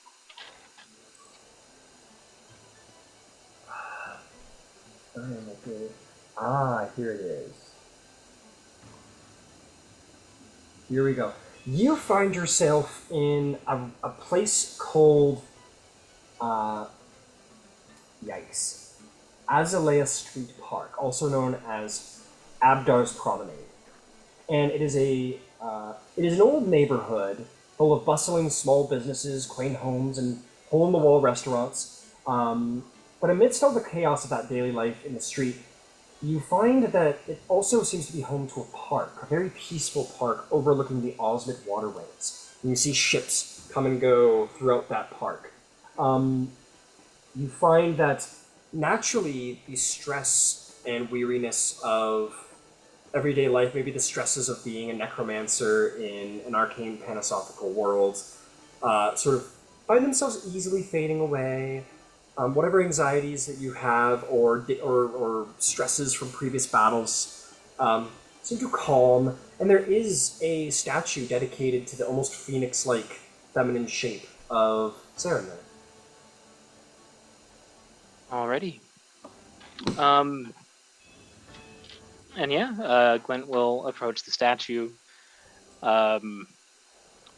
I like to think that his current undead are potentially shoved into the bag at the moment, if they could fit.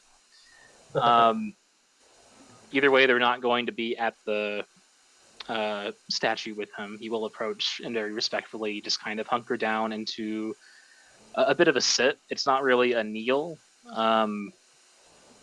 He's just getting comfortable. Okay. Is there like an offering plate or anything similar to that at the statue?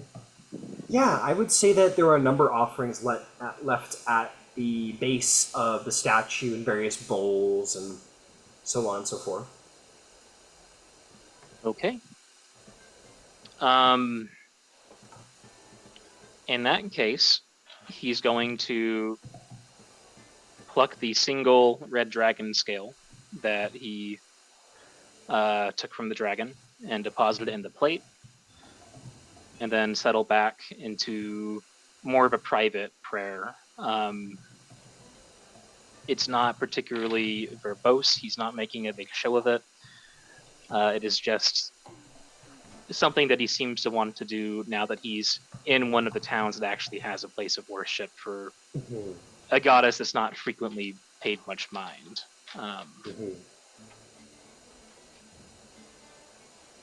Absolutely. And as you stay there and you sit in bask in the presence of Sarenrae here in the serenity of the park, this being the god of redemption, and though maybe you perhaps may struggle with that or feel that or curious about it because of your necromancy or perhaps elements of your past, whatever it may be, you feel serenity knowing that it is within arm's reach. It is not something beyond you, and that serenity fills you. And as you spend your time contemplating, leaving these offerings, you will gain inspiration. Oh, very cool. Alrighty. Is there anything else you'd like to do this week? Outside of that, he is just he's gonna spend a few hours there that day. He'll probably eventually just start reading a book, taking down notes. But after that, he'll kind of return to the Spark and mostly make himself available if anyone needs him for anything else. He'll be cleaning up his undead, making sure all their bones fit just right. They'll be kind of waiting for whenever he is next needed for the moment. Understood. Okay. I'm going to come to you, Finch. I am picking on you. For a reasoning that early on in the weeks, the door to the Rousing Spark will open, and stepping through will be your slightly older brother. Jesus. He immediately turns around and leaves, and I can't. So fuck you. He's like, yeah, you're both like this. This is like, you got, oh yeah, you want some of that? You want some of that? Yeah. You ever see that GIF where it's like a one middle finger and then it's like another and then it's just like all the middle fingers like pop out of the? I'll post it in the Facebook. That's what it went. I was imagining Legends of Vox Machina when like they're locked in Grayskull Keep and Vax and oh my god, yes. Scanlan are just like, oh yeah, you want some of that? You want some of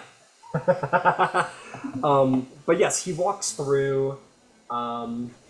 He is bearing portions of his armor, but he's not quite as formal as usual. Maybe he has like the gambus, not even the gambus. He's wearing like a common. I mean, his common. I mean, he's pretty fucking rich because he's your brother. So like a nice a nice blouse with like a gambeson lower appeal, still armed, but like not nearly as like on business for the dragon. And he sort of sees you, and you can see there's a little bit of a. He sort of like exhales and kind of gives you a little awkward wave and approaches.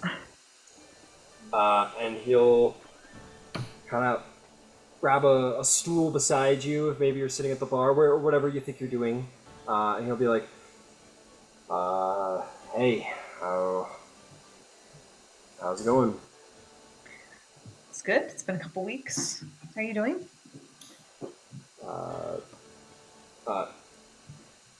Well, good, I guess.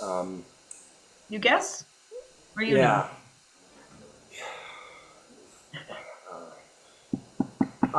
Look, I just wanted to come down here because I was shitty the other night when we had our duel.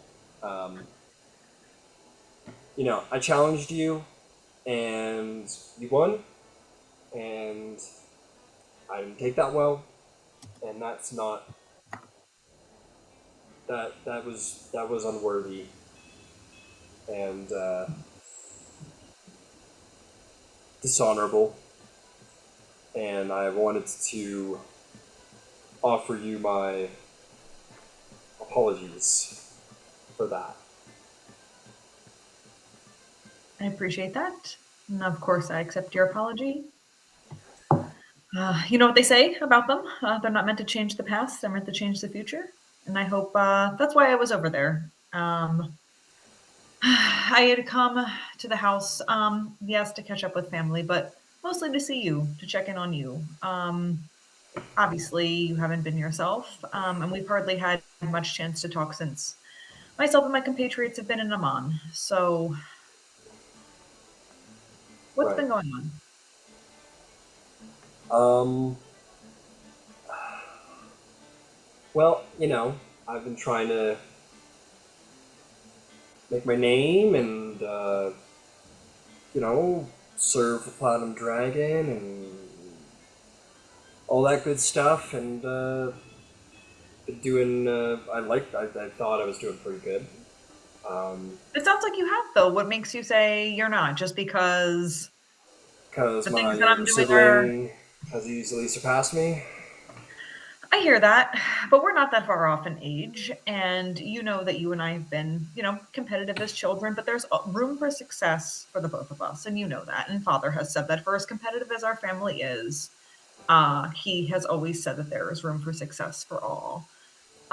If you're trying to make a name for yourself, now I'm not certain exactly what you've been doing, but have you, I mean, still a couple months away, but have you considered competing in the Day of Challenging? I know that that's something that Father and our brothers would love, and not saying you need to, but I'm just curious. I mean, there's no better way, at least in the city, to make your name if this is where you're going to continue to continue Sorry, to that's the lay. Zarvolg. That's the Zarvolg. Yeah, just fuck you.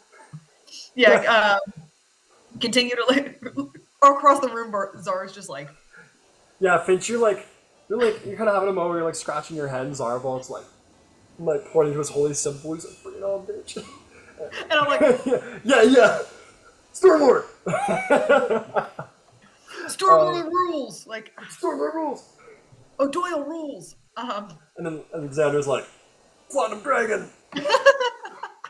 I don't know. Simple. Platinum Dragon, baby. Let's go. Anyway, sorry, Finch. But yeah, you know, there's no better way in Amman, at least. Again, I don't know if that's where your intent is to put down roots here, but competing and especially coming up as champion with the Day of Challenging would be, you know, no better way to get your name out there. There's other ways, but I mean, where's your stance on that? Yeah. Well, I don't know. I really I don't know. I don't know. I just I'm trying to do what the clerics are telling me to do, and go out and defend, and what Father says, and Father's a guardsman, and, what all of our older brothers are telling us to do, and I don't know, it's hard. There's so many people trying to do a thing in Amon, and So venture out. That's where I've been. I mean, I left for other reasons, but Amon isn't the only place. There are many places we've been, many places that I never thought that I would ever see, places that we only have heard about in storybooks. There is plenty of adventure out there if you want to make your name. It doesn't have to be here in Amon. make me a persuasion check. See if you can encourage Xander to strike out on his own and find his own way. Ooh, well, that is, let's see here. That's an 18 on the dice plus persuasion plus 5. So 18 plus 5. What is that? Math is hard. 23. 18 plus 5. Yeah, 23. He kind of nods his head. He goes, all right. No, I'll think about it. I mean, I don't even know where I would go. Where did you go? Where'd you end up going? Everywhere, a little bit of here and there. Stillben, West Run, everywhere in between. I didn't even intend. When I left here, I didn't know where I was going, and just happened to run into these people who I've been traveling with. And you certainly can do the same. I'm not saying if that's not what you're interested in. I'm sure you can talk around town, ask other individuals. You can even go down to the docks, talk to the individuals down there who have seen much more of the world than I could ever articulate. Maybe even join one of them on an adventure. There's individuals even within this tavern who sail the sea. Yeah, I don't know. There's been a lot of, I don't know. There's a lot of talk in the rumor mill, and Like what? About that? Well, I mean, there's one where they talk about there's apparently there's a member. Father was talking about it too a bit. About apparently the Singorn delegation has been pushing for support for aid in the southern peninsula. There's some people who are wondering about war, but nobody really thinks that's going to happen, and all of this stuff about I don't know. I've been trying to help with cleaning up the mercenary mages that are out of work a bit here in Amon. It's weird. It feels like a bit like a powder keg. Like something's about to happen, and I don't know. Look, I definitely want to compete in the Day of Challenging. You should. Well, I don't know, Finch. Come on. What about you? I mean, I don't know. I've been a bit of a shit lately. I know that. That's okay. I mean, But we thought, that out of the way, forgetting me, you're the chosen child prophet sent to, nobody really knows what you ran off before anybody could do anything about it.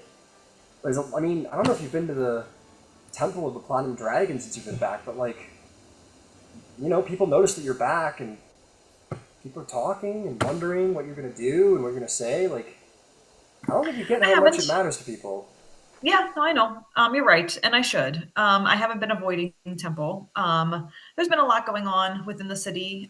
We have, as much as this is home, we're here on business, or we were originally here on business, and there's been things that have come up, whether it's with myself or individuals within my adventuring party. But you're right. Thank you for guiding me back to the temple. I want that for myself. I think I've introduced you to my squire. It's definitely time, or it's been time within her training to learn more about the Platinum Dragon himself, or other deities. He goes, wow, you're doing that thing you do when you get real formal when you're nervous. What's that?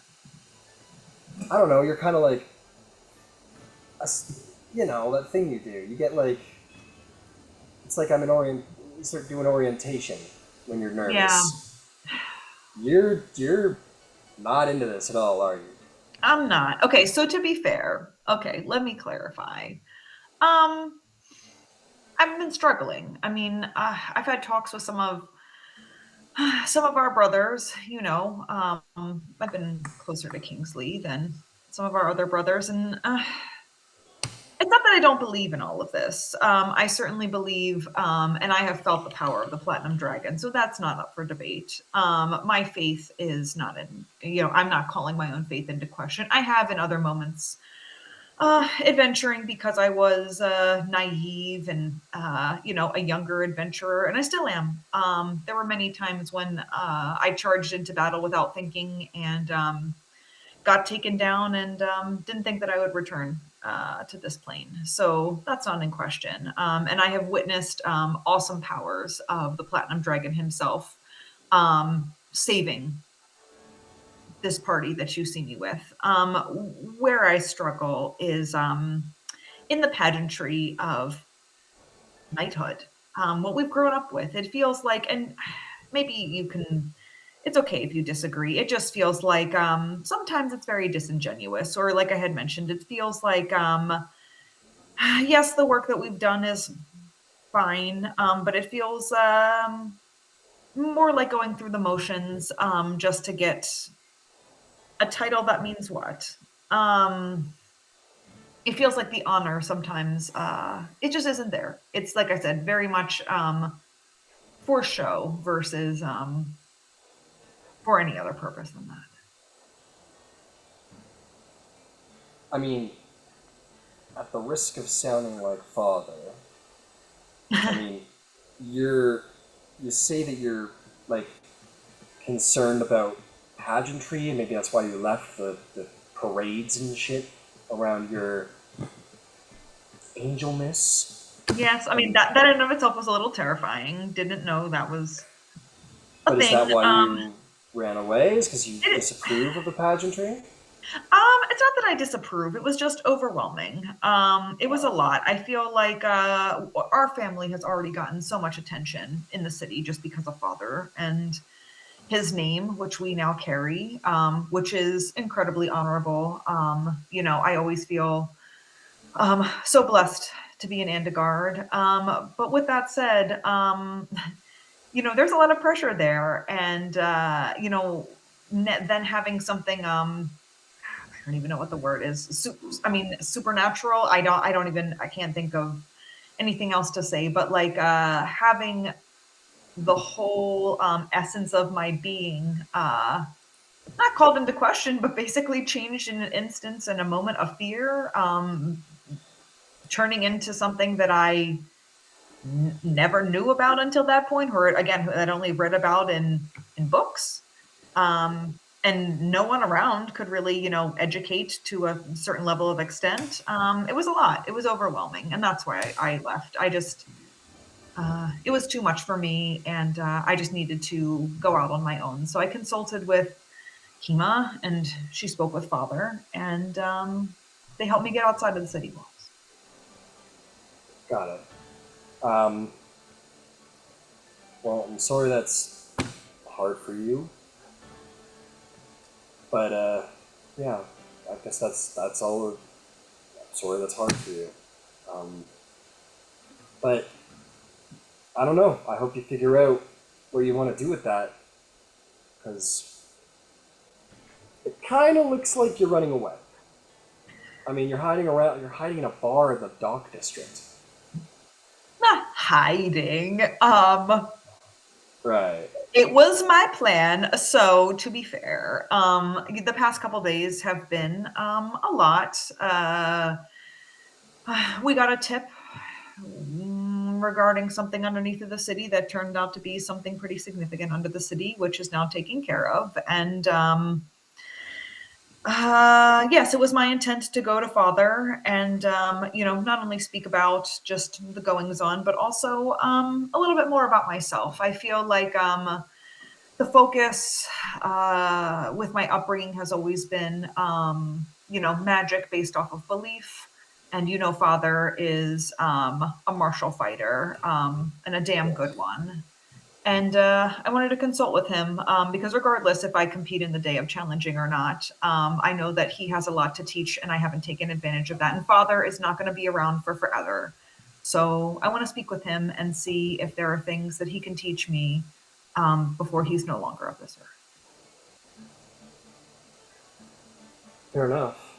I mean, don't tell him you said that. I don't think he has any intention of dying ever. I mean, But, we don't want him to, but mortality is a thing, and it's it is hard to face. Yeah. But with that, I feel like it's time to give his experience the respect that it deserves. And like I said, I've been around such a plethora of individuals like through our travels. I just feel like it would be a disservice to myself and my own personal advancement if I didn't at least speak with him. And if he chooses not to, then that's on him. But yeah, I agree. I think as far as knighthood goes, I've been thinking of possibly taking some time away from here when it is right, not to run away, more of like a pilgrimage, if you will, to Vasselheim. That's fair. Well, if you ever find a way to give it away, I'm right here. So, until then, I don't know. I got your back. I know.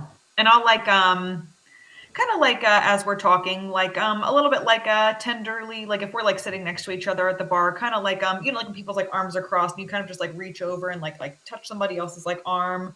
Because I'm trying to like feel out the situation. Yeah. Ew, cooties. Ew. But I feel like I'll just like acknowledge his bid for support. And let him know that I know. And we're going to be in Amman, I think, for a while, to be fair. And I feel like transparency is always important. There is somebody within our adventuring party that is also considering competing in the day of challenging. So perhaps you two will meet in the Godsboro arena. Just yet. Mm-hmm. What, and I'll glance over at Zar. Just think, boo. And he goes, "What's the matter, Finch? You scared of him?" Oh, I'm not scared of him. It's just sending your older brother to go save you. Ooh, them's fighting words. You remember what happened the last time we fought, don't you? Yeah, well, I have some other tricks up my sleeve. Maybe I was holding back. I'm sure. Maybe you were. I just find it really hard to believe that you would let yourself look so dishonored in front of our family. But maybe you're right. That's fine. I'm gonna let that slide because I deserve it. I'm not afraid of him. This is a I recognize the weight of what I'm going to say, but he's like my brother. We've met, we've been adventuring for weeks now. And I don't say that word lightly. I know what that word is. You're concerned about humiliating him. That's what the problem is. Not necessarily. I just feel like when it comes to family and support,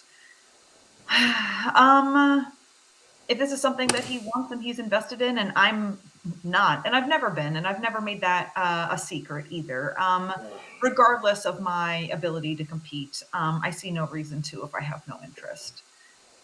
Whether or not that changes in the next couple months, because we still have a significant period of time, that's to be determined. Like I said, my focus is more on spending time with Father and trying to learn from him, maybe adventuring outside the walls for a little bit. But no, Zar and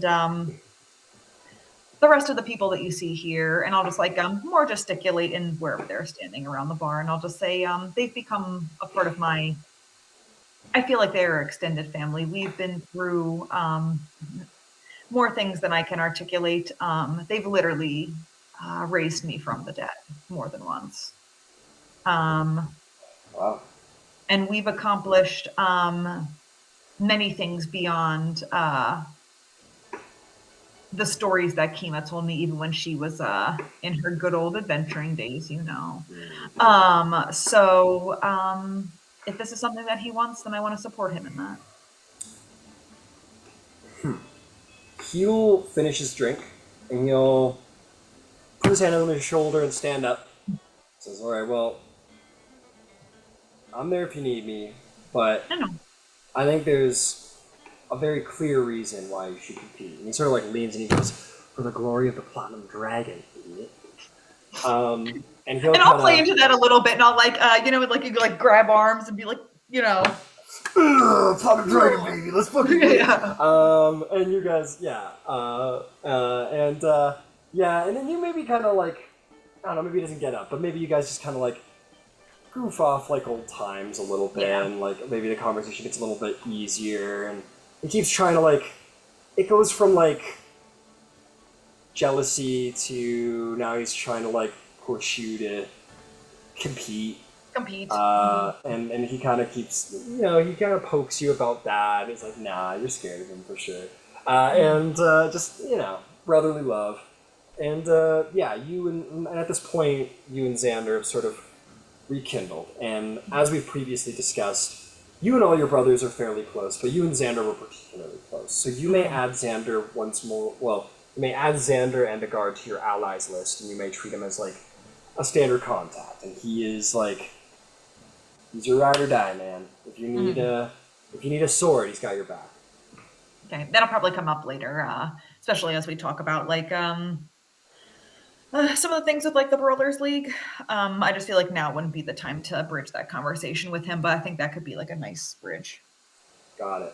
So we are running a little low on time, but I'm still going to give Finch and Zarvolg, yes, your opportunities. But we'll do that next session. Give you guys your downtime opportunities there, but I want to get some roleplay stuff out of the way before we depart. At a certain point, about 5 days in, Nero's going to pull Ember, Zarvolg, Finch, and Yvain aside. And he's going to go, "Hey guys, so, listen, you know Ember, remember my sponsor, the, like, weird old gold dragonborn dude who... Yeah. Yeah. He showed up again, and, you know, I told him the story again and everything like that, and, they want to, the arc, like, they want to, like, I don't know how he put it, like, study me, I guess. Something of, like, you know, they tried to carve out my goddamn heart and all, and I guess they want to get to the bottom of that, and all the stuff about being born on the same day as The 13th of Misuthar. I'm sorry, what? The 13th of Misuthar. And you're almost 25 years old. He finds a quill and writes it on his hand. He goes, "Well, thanks for that. Yeah, but no, they wanted to they want to just sort of take on my probation and sort of keep a closer eye on me and analyze everything, and I didn't really know what to do. I mean, You should do that. yeah, I was getting the sense of that.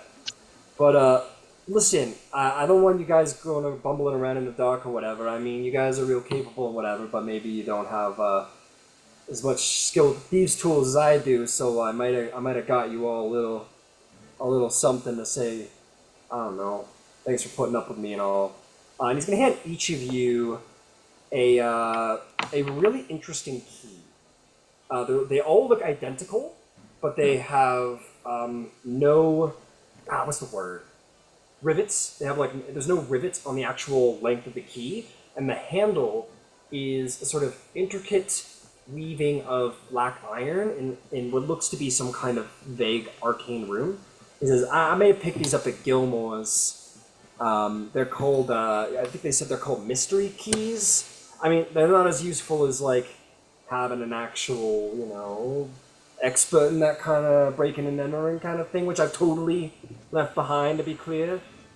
But I thought I'd just get you all a little something because I was kind of broke, and remember you paid for a lot. All you guys paid for a lot of my stuff. And I don't know.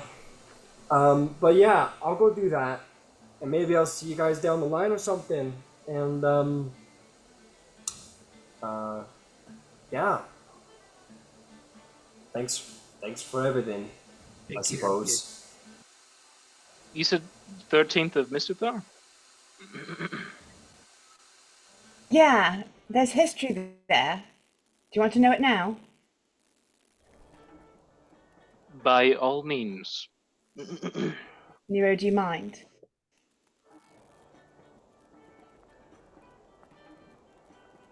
Okay, so you guys can talk about that whenever. And but yeah, he'll just kind of sit, and maybe you'll see the gold dragonborn in the back, sort of like hanging around, waiting around. He goes, "All right, well, I'm gonna head out. Thanks again, and I'll see y'all down the line." Yeah, and he'll go to everybody, and he'll say, "Hey, Glint, good. It's really cool meeting you. You're really good with all the skeleton things. Really good job." Thank you. Do try and stay safe out there. He's just all fucked up with the fire burns on the side of his face. I was, yeah, I'm gonna try and stay a little further away than. I mean, I was a goddamn thief.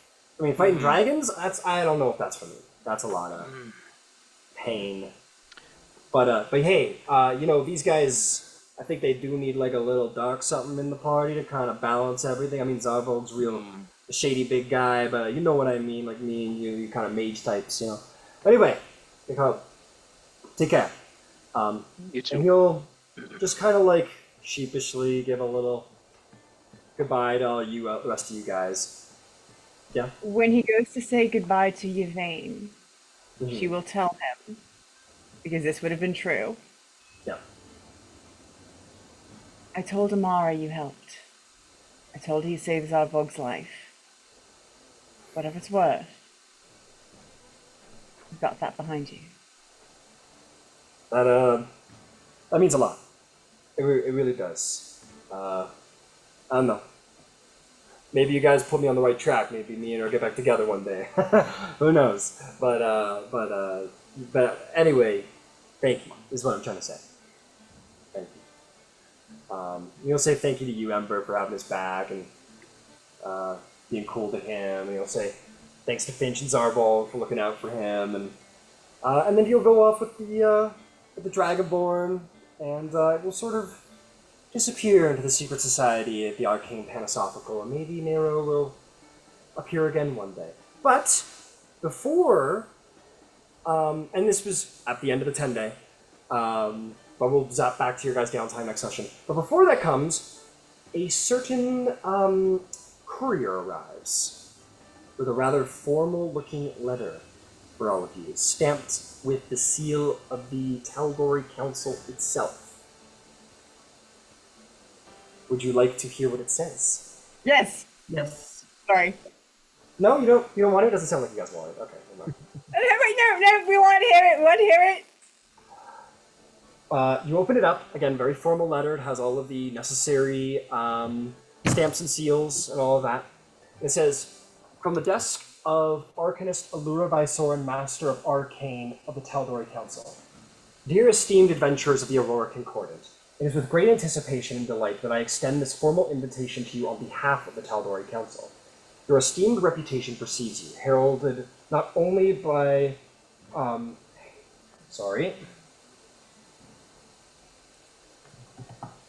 Rumseer Eskil Rendarian? Oh, no, don't worry about that. Hang on. Sorry, it was a miswording. Sorry.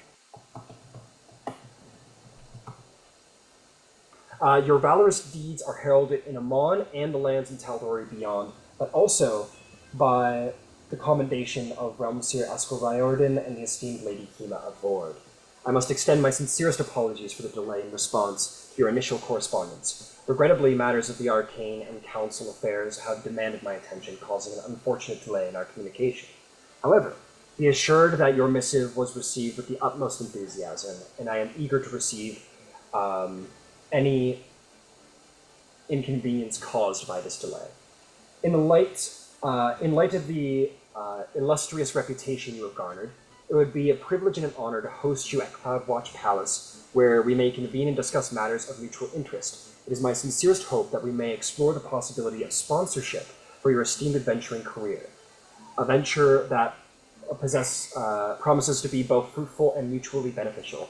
Please convey to your esteemed companions my heartfelt invitation, and let it be known that the doors of Cloudwatch Palace stand open to welcome you with the utmost hospitality and reverence. With eager anticipation and warm regards, Arcanist Allura Visor and Master of the Arcane, Tal'Dorei Council.